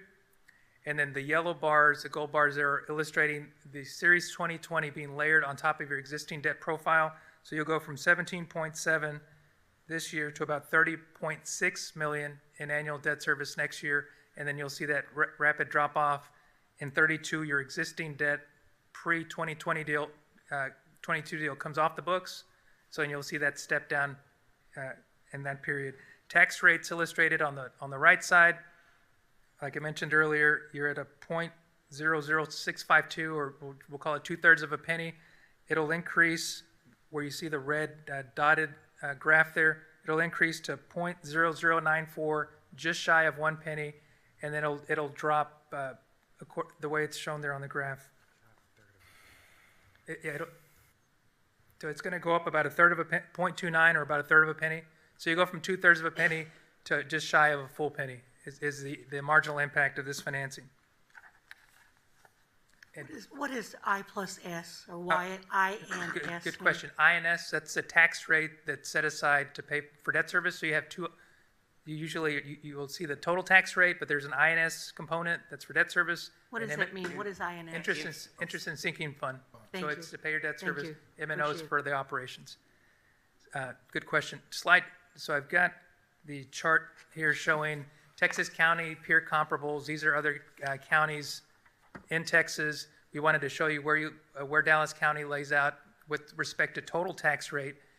You're the second to the largest county on this list, but you've got the second lowest total tax rate on this list. So it speaks to conservative financing, pay as you go, you borrow only when you need, conservative, just the budgeting practices. And just to explain for the purposes of the record, while we're dealing with Moody's S&P as opposed to some of our counterparts, as in Harris and Bear, using Fitch.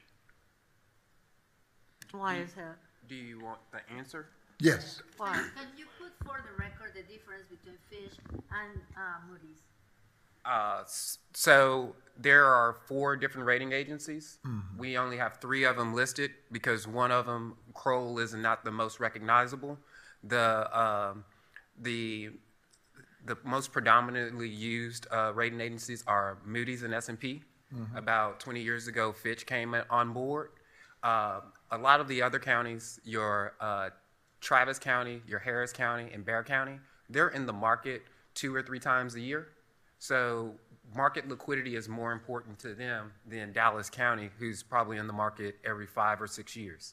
So they need 2 ratings, not need, they would prefer to have 2 ratings for market liquidity purposes, and they're in the market more often with more debt. And Fitch offers that? Is that what you're saying then? Having 2 ratings offers that, and you'll see the most active counties all carry 3 ratings. Right.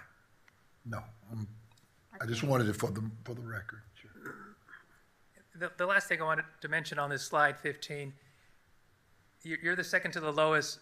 You're the lowest of the urban counties on this chart, with a hospital and with actual urban needs. You're on the low end on the total tax rate, and that's something to be commended. Okay. Collin County is that's. Can you repeat where the lowest Yeah. amount? Of the chart that I've got here on 15, you're the lowest urban counties shown on here on this list. Collin County is a lot smaller. They're not dealing with the same issues that Dallas County and other larger counties are, and that's we push that back to you for your good budgeting practices and borrowing practices. Well, and also, that the lowest outstanding bonded debt, right? That's a big piece of it as well. We don't have to service it if we don't have it. So. Well, that's because we don't, like you said, we pay as you go. Yep. So we get 3 check marks. Let's take them all, right? So we got the low rate. Yep. Yeah. So at this point, I'm going to hand it back over to Carlos. So, yeah, that's good. Thank you, sir.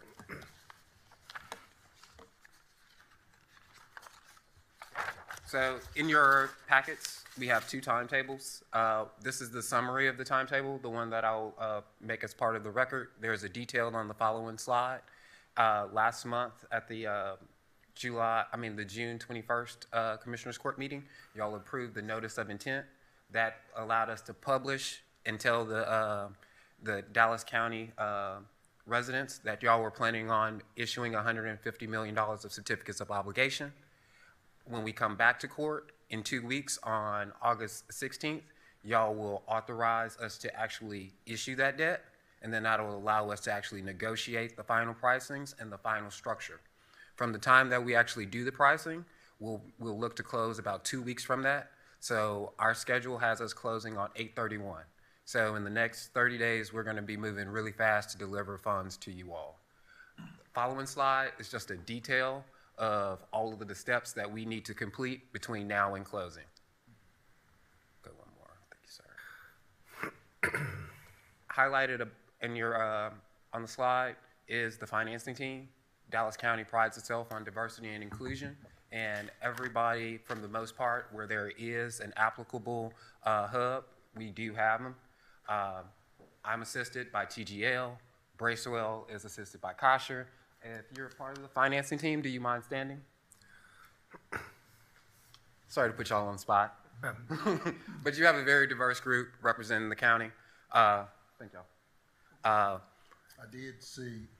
Thank you all for being here. I know you were around for quite some time and listening to things that weren't necessarily germane to what, hopefully you learned something, but thank you for being here. I'm remaining awake. Yeah. Oh, we can keep us awake. You know, the thing is, I just want to say, and one thing, Carlos, I don't know if you published this while you did that with the other counties.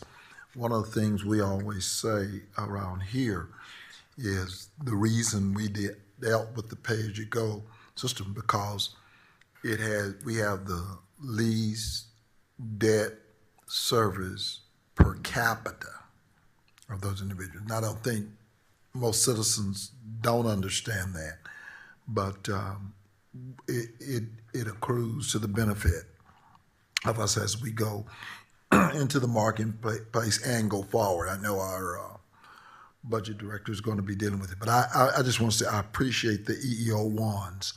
I studied them very closely. Braswell, y'all can do a little bit better.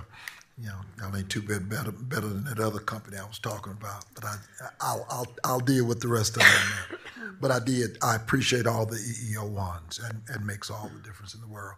And I think Ms. Madrano, I sent you an email and saying that I was okay. I spent an hour with them and going through their participation in what they do in this market, and so I'm okay going forward.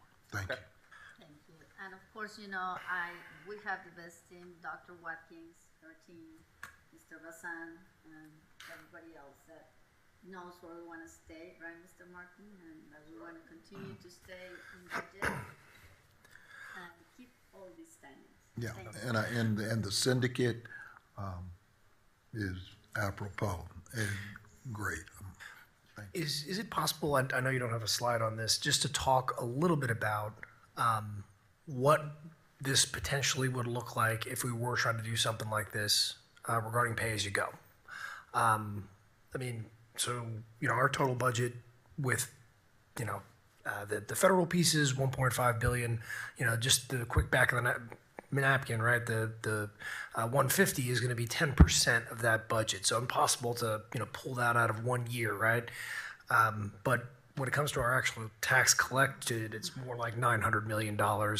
This amount of money, this $150 million is, you know, about 15%, over 15% of the entirety of our tax collection. So I just kind of want to give the public an idea of, okay, you've told us so often, you know, and you know, you're great about pay as you go.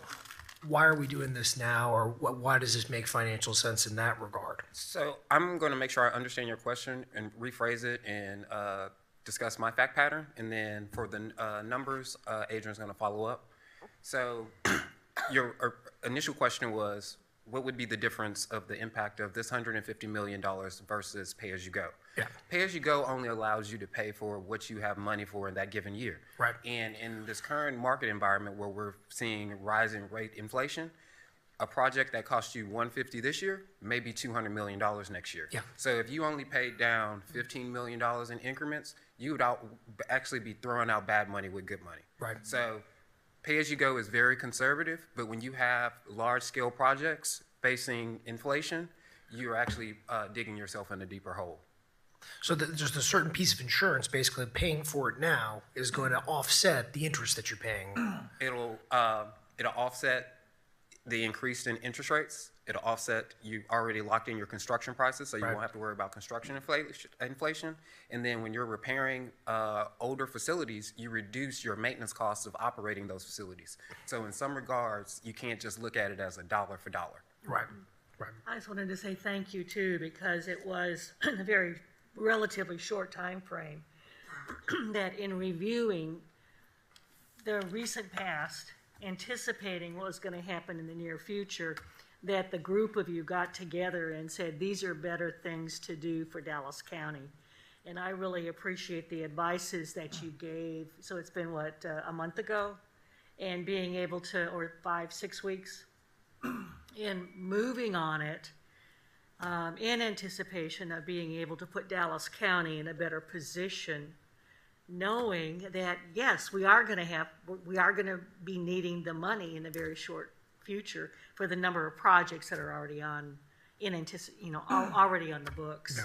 So I just wanted to say thank you for recognizing it, making the recommendation, and then acting on it very, very quickly, so that hopefully we should be able to maximize our positions. I have a question. But this also, go ahead. No, go ahead, Commissioner. But this also includes the 10 million that we had outstanding, because we had it back in 20, when did we? Are you talking about the 2013 issue? 2013. Yes, sir. Yeah, this also includes that, so I think the public needs to be. Correct. And just following up of Commissioner Price's question, how are we standing now after this after this historic preservation and the parking garage and the $150 million that we're about to sell? Because that is also going to continue to reduce our deferred maintenance.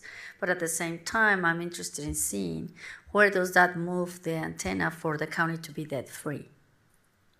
Well, this move today is opposite of moving the county to debt-free. Well, no, I understand, because what you say, we're going to need money to continue to maintain. But, if we have to put what we owe versus what we're, asking for, where will that put us in? And you don't have to answer to me right now. I know Mr. I just wanted to chime in on the dollars pay as you go versus, if I take the average of the 20-year payments that I showed you on page 13, it's about 10.3 million of debt service that you're paying on this loan. So if you did 10 million pay as you go, and so your projects are being delayed and construction prices are going up and interest rates are going up, at least what you're able to do now is you're locking rates. So you're taking some uncertainty out of the equation. You're locking in rates. Rates have gone up, but if you look at it in a chart over the 10 years, we're still somewhere in the middle. We only see pressure going up. And Commissioner Daniel, thank you for the compliment. I'm going to bounce the compliment back to your staff. The only way we can get any of this stuff done as the professionals is the professional staff that you have that react as quickly, if not faster than we do. And that's why we are able to bring this plan to you this quickly. But 10.3 annual debt service, uncertainty of rates going up, and construction's going up probably higher than interest rates. So this is going to let you do those projects faster and hopefully lock in some of that construction cost risk out of it. Keeping ourselves at the same level of debt, which is the most important part. Right. And I mentioned that the INS tax rate in the last 10 years has been as high as 2 pennies. After this financing, it's going to peak at 1 cent. So even though you're putting more debt on because your tax base is higher, we're still at 1 penny after this financing. And as recent as 10 years ago, you were at 2. So that math is working in your benefit. Excellent. Excellent. That's what I wanted to hear.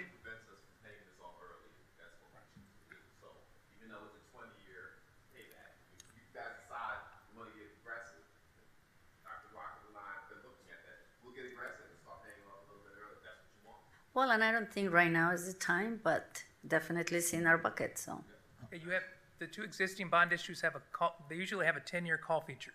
So if you were to decide to start paying debt service early, you've got some bonds that are callable in 26 that you could call those in early and that would be very prudent if you have the funds at that time. And that's excellent. Correct. And that's exactly what I said. We can. I don't think right now is the time, but when we can, we have that option. And, if if Commissioner Price will be here, so he can make that decision. But basically. You're up to 2042, sir. Excellent. Stay off inflate. But basically what you're saying is we kind of are shooting towards cheaper money. Yes. Cheaper money and getting that construction going faster, so Right. less expensive construction costs. I like that cheaper money. I'm gonna remind my husband about it. We're hustling on the other end of it. Okay, is there? So we have one more item included in your packet as an appendix. So we've commended Dallas County's on y'all's vision for doing pay-as-you-go. Your debt policy is very conservative. The numbers that we've depicted up to this point have shown Dallas County issuing debt on a level principal basis.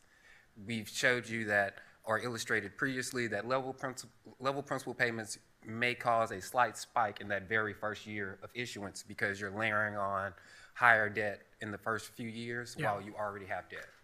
So we've run 3 different scenarios, the base case being your level principal, which you currently are doing.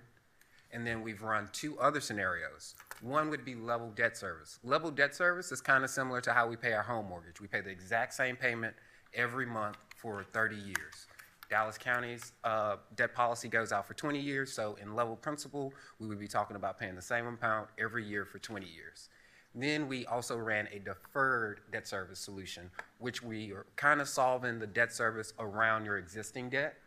And the whole goal of this is just merely to be able to illustrate to you all what the tax rate impact of the different analysis are. So if you go to the column 1, 2, 3, 4, 5, 6, 7 over, that says INS rate increase, you'll notice under your current policy, we're budgeting a 0.29 cent increase, or a third of a penny almost.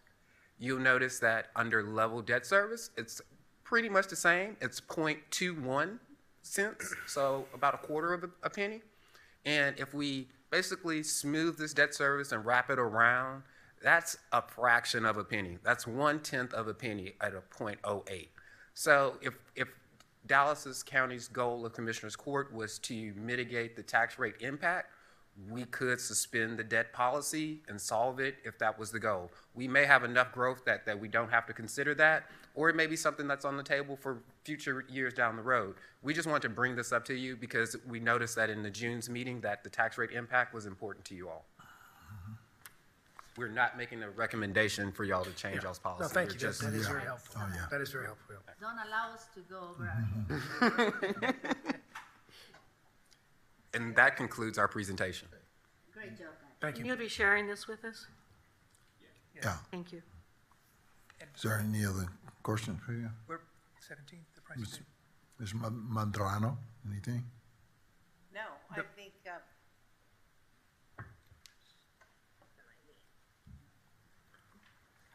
good afternoon again.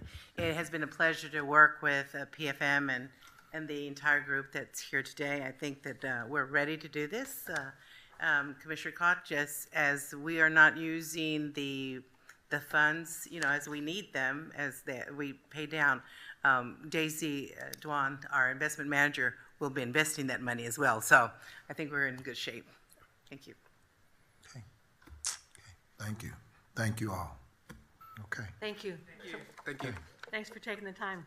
Okay. Thank you for the opportunity. Okay. Our pleasure. Thank you. Dr. Wong? Make it worth their while. I think we already talked to Dr. No, well, he didn't talk about the COVID. Yeah. Thank you all.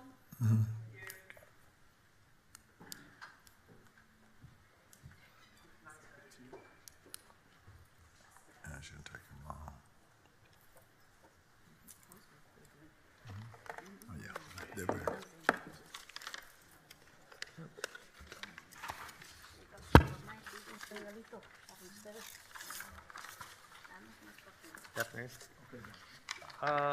Let's see, so I think since we last met, so we've gone up 2 levels from green through yellow to orange. reflecting the increase, sort of a steady increase in numbers of cases that we're seeing, and consequent increase also in the hospital numbers. I'll go through some of that in a second. So, whoops. I don't know how that got in there. So we are at orange. The available ICU beds has been relatively stable. The suspected and confirmed emergency room visits in the last 24 hours. I will say we are starting to see perhaps some leveling off of the numbers, so that's encouraging. It's again, we'll be watching that closely, but over the past week, I think for the general population, actually saw a about 3.8% week-over-week decrease in some of the number of cases. The youth numbers still had about a 10% week-over-week increase. But again, some early indications that our numbers may be slowing off.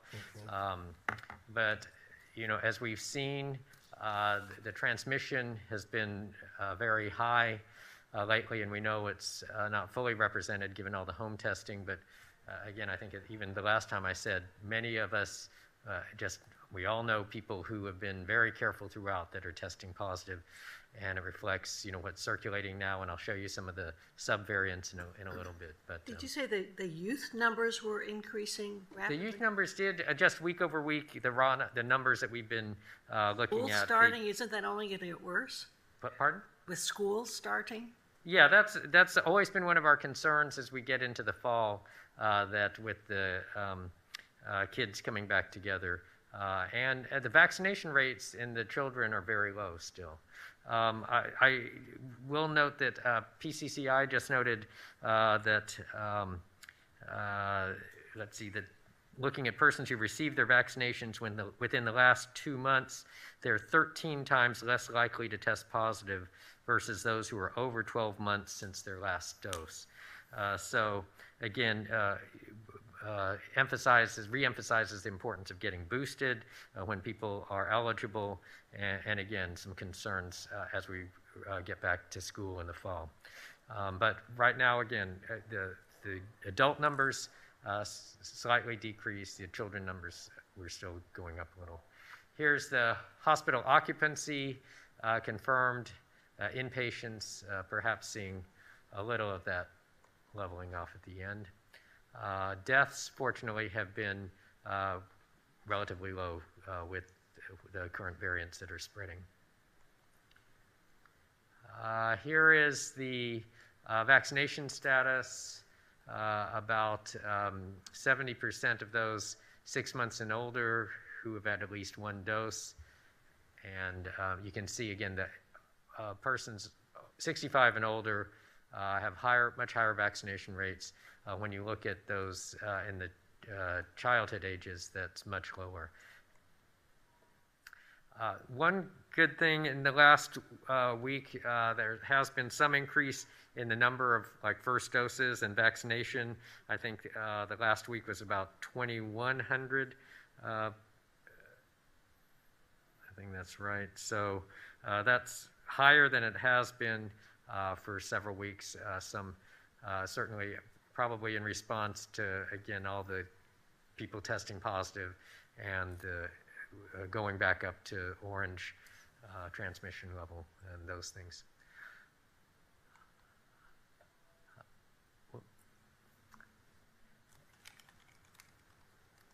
And this is the variants. As you can see, just since early June, how the BA5 has really taken over, and so between BA4 and BA5, each subvariant of Omicron we've said is just so easily transmissible, and the BA5 is even the most transmissible that we've seen now. So again, seeing many people who are testing positive, even who've been very careful. Here's some of our current availability for vaccines. We also have some testing sites that are on the website right here. And we need to make that clear. The testing sites are not necessarily the vaccination sites, because I was getting inundated and sending people to Ellis Davis. Ellis Davis is just doing testing. Let's see. Yes. No, Ellis Davis is doing vaccine also. I'm telling you that I sent people out there. Okay, now they have been, with the heat, I know they were taking some lunch breaks, or at the peak of the heat, were trying to cool off some. But my understanding, we spoke to them, I think they're still doing vaccination out there also. Okay. You know, I said that to your office the other day. I mean, I guess I'm concerned when constituents call and I direct them.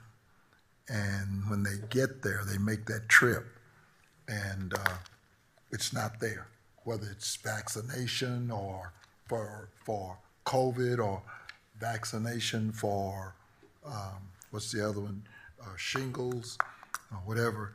You know, we've got things that are up on the online, and you know, we're directing people, and they get there and they said, hey, you know, Dallas County's not doing it, or Ellis Davis is not performing. It doesn't bode well when we're trying to send people that direction. So I guess I'm saying to them, or you, if you're managing it, I don't know how people drive all the way out there and somebody says, hey, they're not here for lunch or something. That doesn't seem to be the case. Yeah, I think there was an issue at the central vaccination place. There was some vaccine that they stopped supplying to us. Shingles. It may have been Shingles. Yeah, but it's out on our website. Right, and I know they've corrected that. That was fairly, I'm not sure what the timing of when we stopped getting that from the state, but they're correcting that. But yeah, there are availability other places, but that was one that apparently. Well, and I guess that's what I'm saying about these website things that we're putting out there for our public. You know, if we don't do it anymore, we need to have a roundup and say where where our constituents can get it. Sure. You know, it's just embarrassing when they call, and we tell them, said, oh no, we got it, it's online, and this is the cost, and you get out there and they made that trip, and a lot of times they're not very happy that they've gotten misinformation. Mm-hmm. Okay. Yep. There was also an observation of people calling my office when CDC had risen the Dallas County level to orange, and Dallas County had not done that yet. So on our website, it was still yellow. And I asked for your explanation when you provided, I thought, a very good one, in that Dallas County uses more criteria, but to include that maybe on those tables so that people have an understanding that what they hear on the 6 o'clock news may be different from what they see on our web pages, and that there is a reason for that. Sure.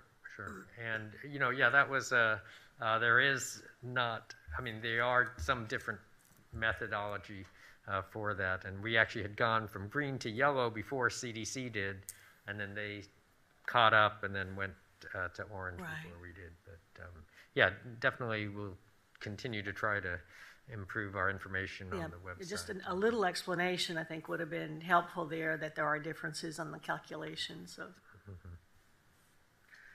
All right. And here is some of our current outreach scheduled upcoming.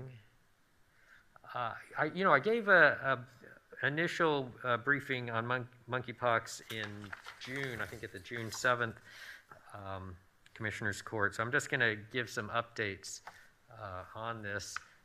Here is sort of the epidemiologic curve of what we've seen here in the number of cases, positive cases by the date of the specimen collection.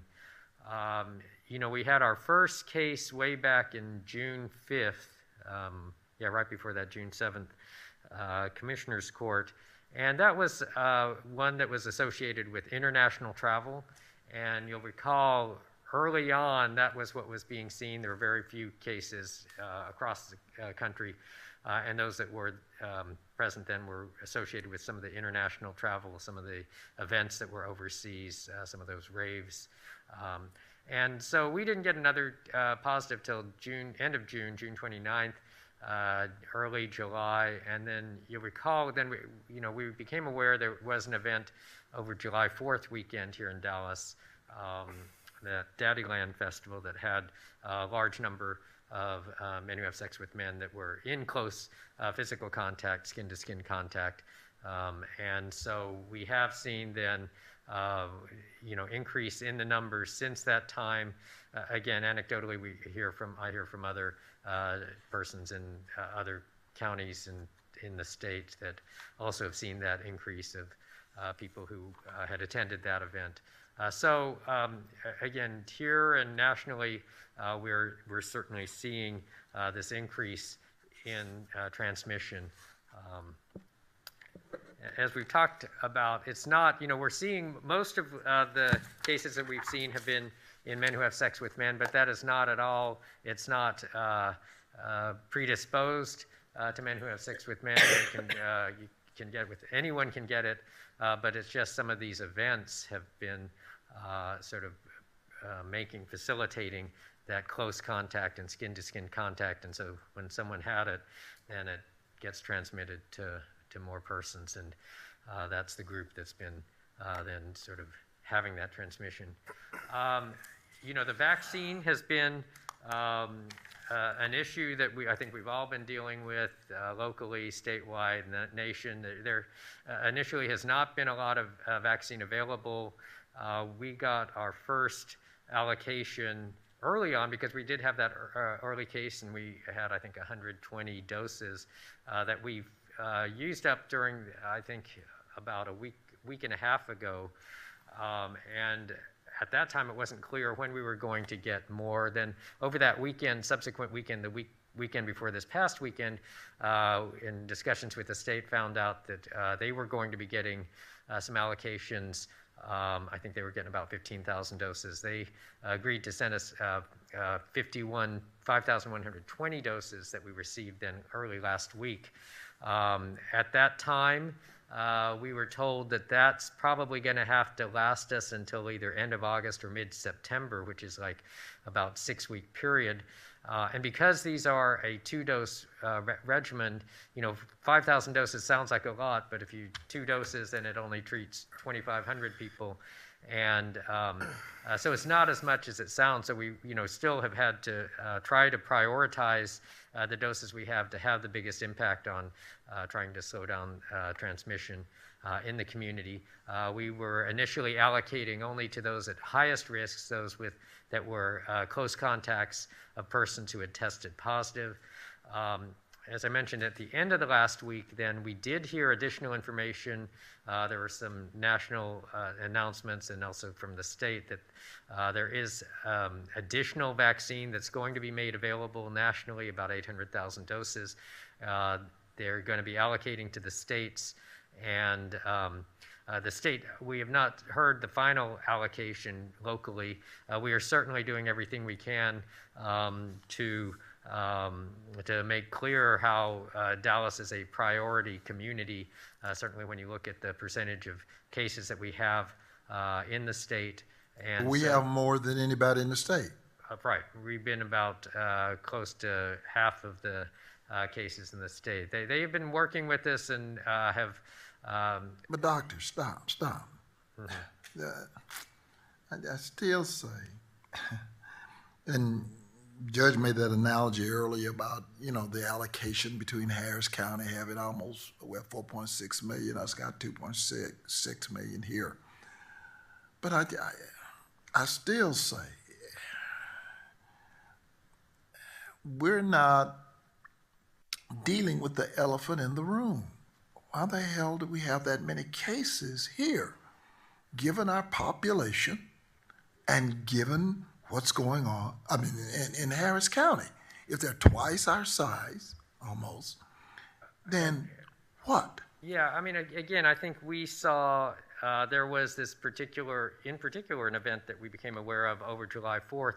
I mean, So- we so, heard there were okay, like 3,000 persons. We're gonna go in back to attendance. these events. So it's something that's occurring in the population in Dallas that I'm gonna keep calling them hotspots. And are we aware of those? And if we are, just because it's not deadly yet, not here, I think Portugal and Spain, I saw some deaths. But just because pox is not deadly here, if you know where the hot spots are, what are we doing? Well, again, we're trying to do a lot of education. We're worked with the event organizer. Again, we weren't aware of the event beforehand. Afterwards, certainly provided information to everyone. They sent it out to all the attendees on what to look for, because part of that is also, after it became clear that there was someone in attendance at the event that tested positive, that people need to watch for symptoms, monitor for symptoms, and if they do develop symptoms, certainly to go get tested to try to prevent any further transmission. We've also, those persons that had known contact with anyone who had tested positive, we're trying to administer the vaccine. But a lot of it is the education also, as well as, making sure that the healthcare providers and the healthcare community was aware of what's going on and to be on the lookout for this and to be attuned to. Who Dallas County, and I don't know if y'all on some kind of federal call, but who are your collaborators? I know about the town meeting last night. That's to me that may or may not get the education piece. I'm not there. I'm worried about in terms of other outlets in the community where it's been either dispensed or coordinated. Is that occurring? Yeah, that's actually exactly what we're doing now. Again, we just got this shipment of additional vaccine last week. So we've already distributed, I think, 300 doses to PRISM, 500 doses as of today to Parkland. I think we gave them an initial 100 yesterday or so. We're working with AIDS Healthcare Foundation. We're working with Community Health Empowerment, CHE, Kind Clinic, who's has a new presence here in Dallas, is going to be accepting some. We've tried to contact. So you have taken the 50, 100, 50, whatever it is, and you've already distributed to your collaborators. We have distributed some, and we're continuing to distribute that, as well as I think I mentioned to you, we're trying to negotiate with the contractor, with the provider that's been out at Ellis Davis to be able to offer a larger scale administration, hopefully by the end of next week is what the last conversation. There's still some issues regarding insurance reimbursement, things like that. So what you're saying too is that the cases that we're seeing now, because I think the initial 1, 2, or 3 came from outside Dallas County. Right. But what you're seeing now is that it's being spread within Dallas County, that it is not people who have been traveling and are coming in. I mean, it's similar. You think back to early days of COVID, it was international travel, and then it became more local. Right. I get that, but we didn't loom that large in terms of COVID versus what was happening in Harris County and others. This is different. This is different for me. And when I'm gonna go back to that whole population spread. Again, why is Dallas region, county? I'm gonna say Dallas County. Again, over 50% of the cases in the state. Something is occurring here, and I guess that's what I'm just charging. The health department got your hand full, but I appreciate your collaborators, but it's something else is occurring here. Sure. And again, that's what we become identified that there was an event that did occur that explains a lot of the cases that we've then. But not that singular event. I saw your numbers. Not that singular event you're saying that precipitated all of this? You know, and again, it sounds, we've come to, again, to understand there are like thousands of people who go to some of these events. So these are very large events, is what we heard. Okay. Do you anticipate any time, or do you have metrics regarding when this would rise to the level of something that needs to be declared as an emergency? You know, I think, you know, certainly there are some communities that are making that declaration. I think I don't know that there's a set number, so I think it's sort of assessing at what point that action wants to take place and how that will help then further the actions that can be taken. And looking at the numbers that you had regarding cases, if you can go back to that slide, it seems as though there is a slight decrease in the new cases. Whoever's controlling, back it up one. Oh, you want me to back up? Yeah. It seems as though we have a decrease there. Just kind of wanted to get an idea of how effective contact tracing has been, and do we feel as though we can be confident that this decline is real and is not necessarily a gap in our intelligence. Basically, there's 11 cases out there. I wouldn't necessarily read this as a decline yet. I mean, I think there's some delays. The most recent data is always. Yeah, what's the incubation period? Yeah, delays. So we definitely are, trying to address this, and it would be helpful. We want to get as much more vaccine as we can to help prevent further spread. We want to still get more education and. But as a practical matter, right? If we are looking at an event, like the Daddy Fest, right? Okay, you have 3,000 people there. We can only vaccinate right now 2,500, right? So, give 2 of those events and your vaccine is worthless, right? So what else are we doing? And then also, kind of back to that question, are we effective enough with contact tracing? Are we doing what we need to do to make sure people are isolating properly? I know you mentioned the 2 text message deal for those that are infected.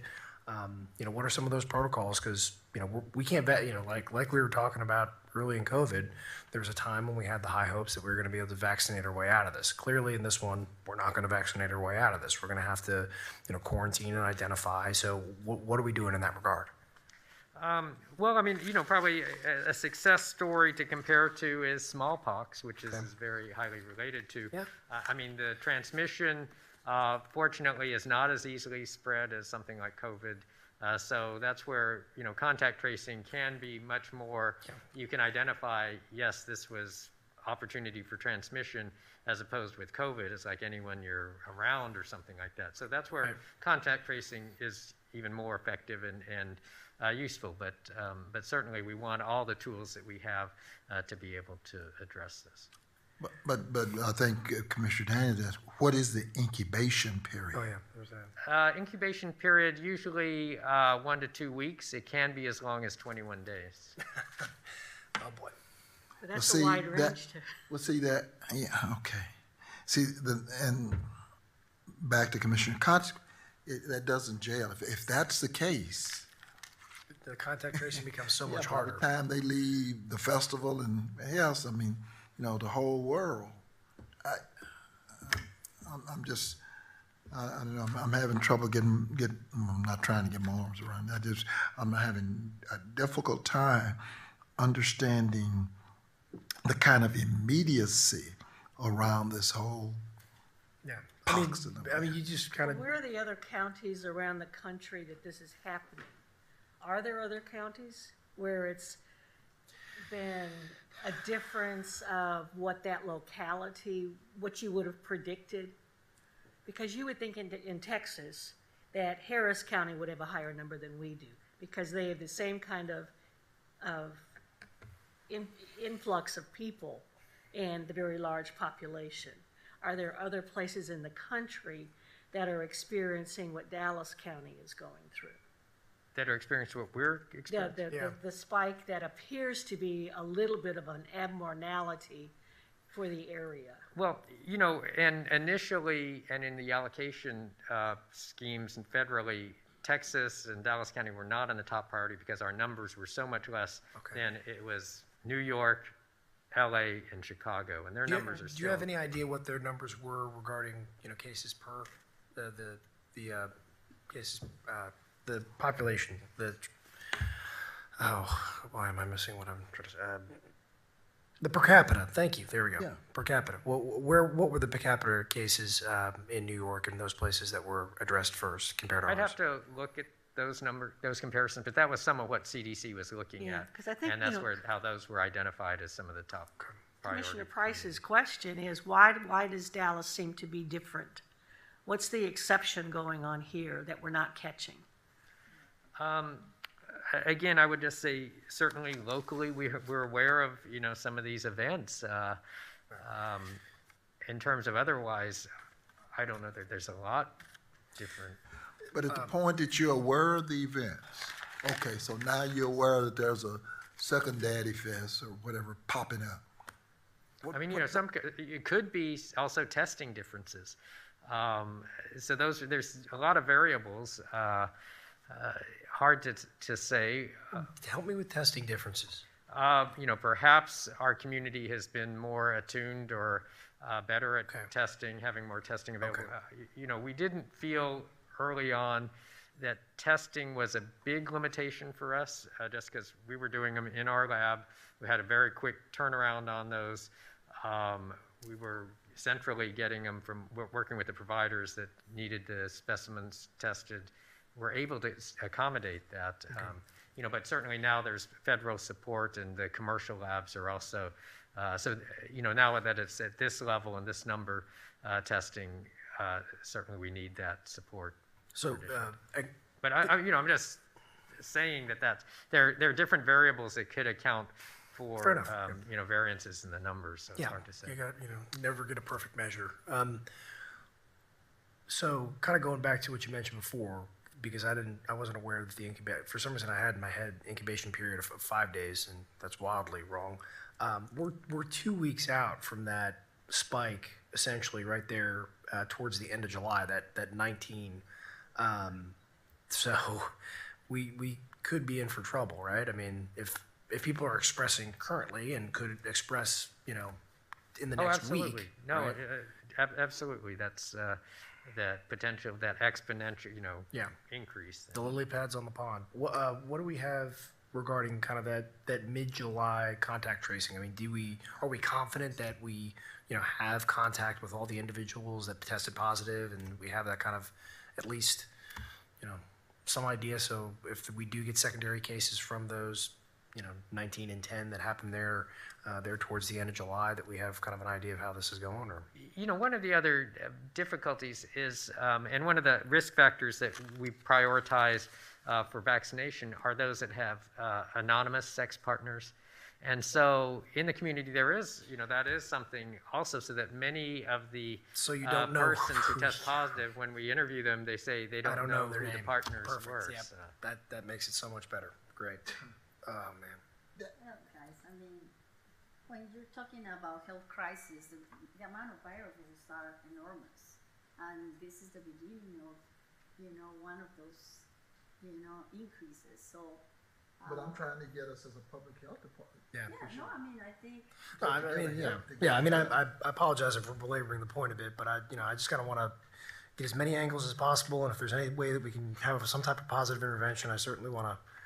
Yeah, we're just trying to get ahead of it. I think the only reason, and again, over a month ago or whenever, like you said, back in June, I think the first thing, I think we began to ask some of these questions. And now here we are in August, and it's looming. And some of the transmission also has been people coming from other states here visiting, whether it's some of these festivals or other events. It's not all just localized here. Okay, we get that, but I guess back to what he said about the tracing, and I don't know, I guess maybe there's a lot of anonymous stuff going on, but I mean, back to the tracing, something's happening different in Dallas County. And I just think the last thing I'm going to say about it is, at some point in time, you as the public health, you got to declare emergency and begin to impose something with regards to how we manage it. You just can't, act as though, it's Definitely one of the things. That's definitely one of the things I want to know about. Where are our thresholds? Where do we start thinking about declaring this emergency? And because we are dealing with transmission, in a population, men that have sex with men, it's very easy for someone to look at us and say, "Hey, you're targeting us, beating us up." But I think there's a point where if we have widespread transmission, a gigantic pool party with a bunch of folks skin to skin, I think we can't allow that to happen, right? If we're in an emergency. So, but I certainly want to make sure that I set those expectations way the heck out in advance. Say, hey, listen, this is not targeting anyone. Rather, we're doing the same types of things we would have done with any type of highly transmissible. Similar to COVID, many event organizers canceled events or postponed them, and that would be certainly desirable. Yeah. Also. Well, and there was, and I do recall early on, there was a lot of criticism, or hey, you're canceling a lot of Lunar New Year stuff. Is this anti-Asian bias or whatever? And I just want to make sure that hey, we're just trying to keep everyone healthy. This has nothing to do with the individual. Rather, it's the fact that an individual could be severely injured and could be ill. So. Okay, thank you, Dr. Wong. Thank you very much, Dr. Wong. And as I'm even more frustrated when I start talking about this day. Okay, let's see. Okay, I'm going to defer mine until next time. Mr. Martin, I think that pretty much. Commissioner Price, did you want to touch upon judicial performance at all? Yeah. Well, I'll touch on that because I got. I thought we were going to do it next time. Well, but no, my Parkland, the one that you've been anticipating. I'm gonna hold on that one. But the judicial performance, judicial performance. One of the problems I've got is I'm still not, Mr. Reed, getting, at least from the district judge's side, a protocol that will help us in the process. While I've seen the information that you've generated to them, my concern is that by your own words, it is going to be an audit nightmare for us to be able to report to Treasury or anyone else with regards to what they're doing. Now, the misdemeanor judges don't have the same issue. The district judges got a problem. Now, they're using the auxiliary court the way they're using it, but it doesn't give us a good audit trail. And so I am concerned about that. Now, I noticed I asked Dr. Watkins in the budget, and we have apparently historically supplemented the district judges, all judges, to the tune of about $18,000. If we can't seem to manage a protocol that will allow us to be able to report the findings of money that we are the beneficiaries of, then I'm going to have some real issues going forward with regards to the budget and district judges. Misdemeanor judges seem to be performing. Why have they not given us a protocol that will make it easier for us to audit this and report as we have to do? Commissioner, as you know, Mr. Heichel and I have been working with the judges for months now to get the backlog courts up and running. As you've already said, the misdemeanor courts they're going. The last information that I saw, which preceded the email that I sent you, it appears that the way that the district judges are using backlog court, it does fall within the parameters of what we approved and also what the U.S. Treasury allows for the funding. The commentary that I made was that it is going to be an administrative and reporting nightmare trying to keep track of which cases are going in and out. As you know, we can't force the judges to adopt a policy on how to use that backlog court, but we will continue to work with them.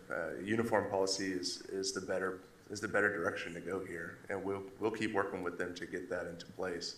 But as you know, they have control over their own courtrooms, and all we can do is suggest.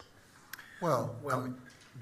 Oh, I was going to say, well, it has, I think, risen to the point now where because many of the district judges have become so antagonistic regarding our ability to properly, operate and do our due diligence, do our duties, it's worthwhile to consider, what are we doing with that district court judge supplement?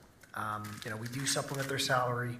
That is something I think we should look into regarding some of those performance issues and disclosure issues. If we can't do our job, then, we have to have some way of holding them accountable. And I think that additional salary that we provide to them should be on the table. It absolutely should be. And if it's a matter of we're zeroing it out in our budget and, when certain performance metrics are met, then, that is recovered, or then, that's something I'd really like to see how we can do that. And I'd like to see it quickly before we adopt our next budget, because I think this has risen to the point now where, we had the tremendous push to get enough cases so we didn't lose $50 million in funding. That was embarrassing. No other, none of our peers had to face that situation. Now we're going to face a pretty embarrassing situation if we cannot account for what we spent to the federal government for that backlog court. We've been left no other option. And all we're asking for is just the misdemeanor judges have just shoehorned right into this whole process, and it's working, and I just don't understand it. And additionally, talk about an audit nightmare. I don't know if the auditor has a different the setup. I want to see, because it's my understanding that they're using a lot of what I call private bar lawyers, which I don't care. I just want to make sure that the accounting is such that, like you said, the OIG, Treasury, they're not going to come back on us.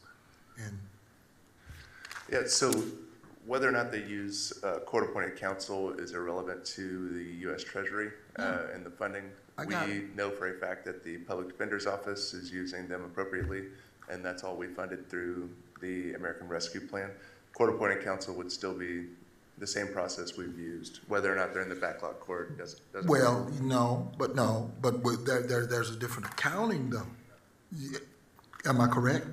Yes. Okay. Yes, you are. And that's what I'm talking about. I don't care whether they utilize the accounting, and that's where we become responsible, because at some point in time we've got to be able again to track all of this, and that onus is back on us. Ms. Richardson, I see you here in court. Are you working both criminal district and misdemeanors with this regard? And if so, of course, I guess for the public defender side, you won't have the difficulty keeping up, I don't guess. That's correct. We are working both in the felony courts and the misdemeanor courts, and we're tracking those cases and generating reports. Okay. And how often do you generate your reports? You're doing it on a monthly basis. Okay. So is that all of it? Are the district courts, they producing theirs on a monthly basis too? No, sir. They're doing it on a quarterly basis. Why? Up to the discretion of the judges. We certainly can request monthly reporting. We can't. Well, the state requires monthly reporting, doesn't it? Well, they require monthly reporting for total case counts in the system. Okay. Reporting on what is going in and out of the backlog court. Correct me if I'm wrong. I don't think OCA is tracking that piece of it, but the overall case counts, yes. Okay. Now we only have to report to the Treasury quarterly, and so at the very least we need to have quarterly reports. We would prefer monthly in tandem with what we're already getting from the Public Defender's Office, and we've expressed that. Is the state report public information? We report monthly because that's what Dallas County requires of us. So we're reporting on the same schedule that we normally do, Commissioner. And the DAs in the misdemeanor courts are producing their numbers as well. They're coordinating with everyone, the coordinator that's assigned to the court, as well as the judges. So that's being done on the misdemeanor level. Is part of this, and I mean, just being a little familiar with the court systems and where they are, and the who, that there are some personnel aspects that have an impact on this. Correct. Well, and, I have a question for Ms. Kraft. Maybe you can help us out on this. Well, I don't know if you're going to be fully informed of all the details regarding, but basically the top level question is, how much can we automate regarding reporting? Because I anticipate, I'm trying to cover my judicial duties. There's greater staff, many hands making light work, both at the district attorney's office and within the public defender. So what can we do automation-wise with what we already have in our court system to lighten the load for those judges, so we're not hearing any more excuses? We can certainly look into it. I know we've used reporting in a dashboard for them in the past. Right. So that's definitely something that's feasible. We can get, as long as we know the requirements and at what point you want the reporting, we can automate that too. I mean, I want to meet them more than halfway, right? So as much as we can automate things, so they're basically just doing a QC on what is this really the thing that we need? I'm more than happy with that, but I don't want any more excuses. Yeah, we'll sit down with IT and figure out what we can do to help automate that process. Cool. And Mr. Heichel and I will continue working with the judges to try to get a single protocol, especially on the felony side, to make reporting easier for everybody. Apparently, that's the only side you need to work on. The misdemeanors are working, but I still say I want to look at the supplements. Okay? Yeah. Okay, thank you. Okay. That being said, I'll ask the bailiff to read the rules of decorum. All Commissioner Court attendees are hereby advised that this meeting is conducted in accordance with the provisions of Dallas County Code, Section 74-71. Visitors and registered speakers are to preserve order and decorum at all times. Personal, profane, or slanderous remarks are not appropriate and will not be allowed at any time during this public meeting. Any and all applause is to be kept brief in observance of time constraints. Disruptive visitors and or registered speakers may be removed and are subject to the penalties provided in the State of Texas Penal Code, Sections 38.13, 42.01, and 42.05. Registered individual speakers are limited to a maximum of 3 minutes, and the maximum discussion on any one topic is limited to 30 minutes. Thank you. Thank you, Marshall. First speaker is Mr. Loris Phillips.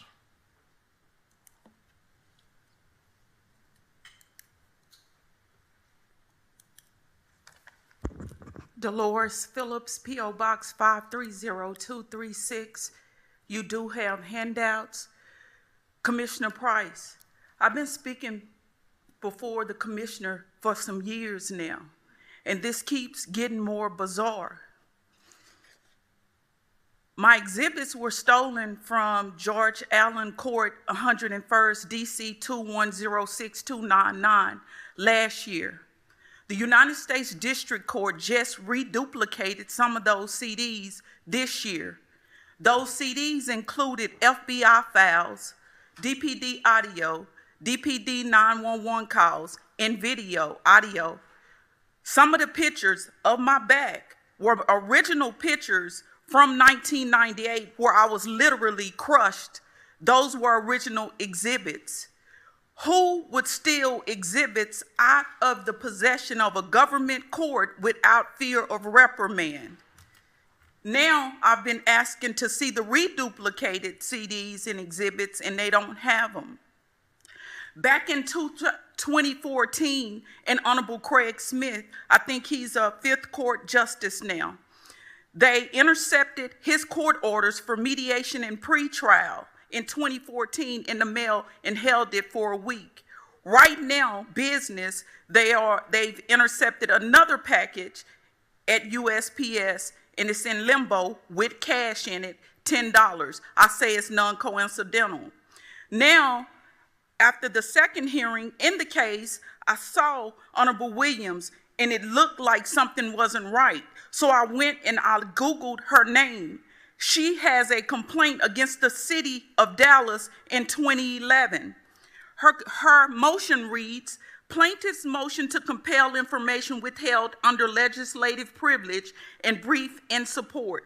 It states, first paragraph, although plaintiff's allegation against the city extend over several years, at the heart of this case and the issues presented in this motion is the question of whether the city council's failure to reappoint plaintiff as a municipal court judge for the 2010-2012 term was an act of harassment, discrimination, or retaliation. I believe her, but she had no right to sit on my case without recusing herself, knowing that it was a conflict of interest. Commissioner Price, they've also sabotaged documents, this present history, in the Fifth Court of Appeals after they've been electronically filed. We're going to take care of that. What I want to say for the record, human trafficking and sex trafficking is surging when you're talking about children. Men and women continue to be targeted by Me Too, Commissioner Price. Your time is up. Can I share something with you, please? No, just finish off your the sentence. Record. Finish it. No, there's not nothing that's off the record. Finish it. Okay. Open quid pro quo is what it is. Okay. Right? Got it. Thank the you. women cannot justify themselves to harass over here. Thank you, Ms. Right? Phillips. And then fire somebody Phillips. over there for the same reasons. Ms. Phillips. Thank you so much, Commissioner Price. Yes, ma'am. William Hopkins. William Hopkins. William Hopkins. Those are all the registered speakers that have signed for this session of the Commissioners Court. Move to adjourn.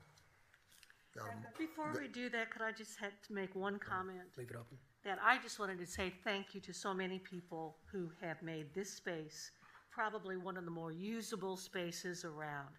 I would also like to make comment, and I don't know if you've noticed, there's been a guy in the back in a red shirt. His name is Jeff Blackwell, and he has been monitoring to make sure that things move smoothly. And he is with Broadus and Associates and been intimately involved in the details of what it takes to create this kind of a space, from making sure that the doors open and close the way they must, or stay open the way they should. So I just want to commend Jonathan, Daryl, all of facilities, hundreds of people who were involved, who made this space possible. Thank you. I got a motion and a second to adjourn, and I'll Thank join you very much. in that as well. Okay. All those in favor, let it be known by you sign the voting. Aye. Those who are opposed, we're adjourned. They're the little people too. So. Yeah, it's above and beyond. That's right. All right, this is a great space.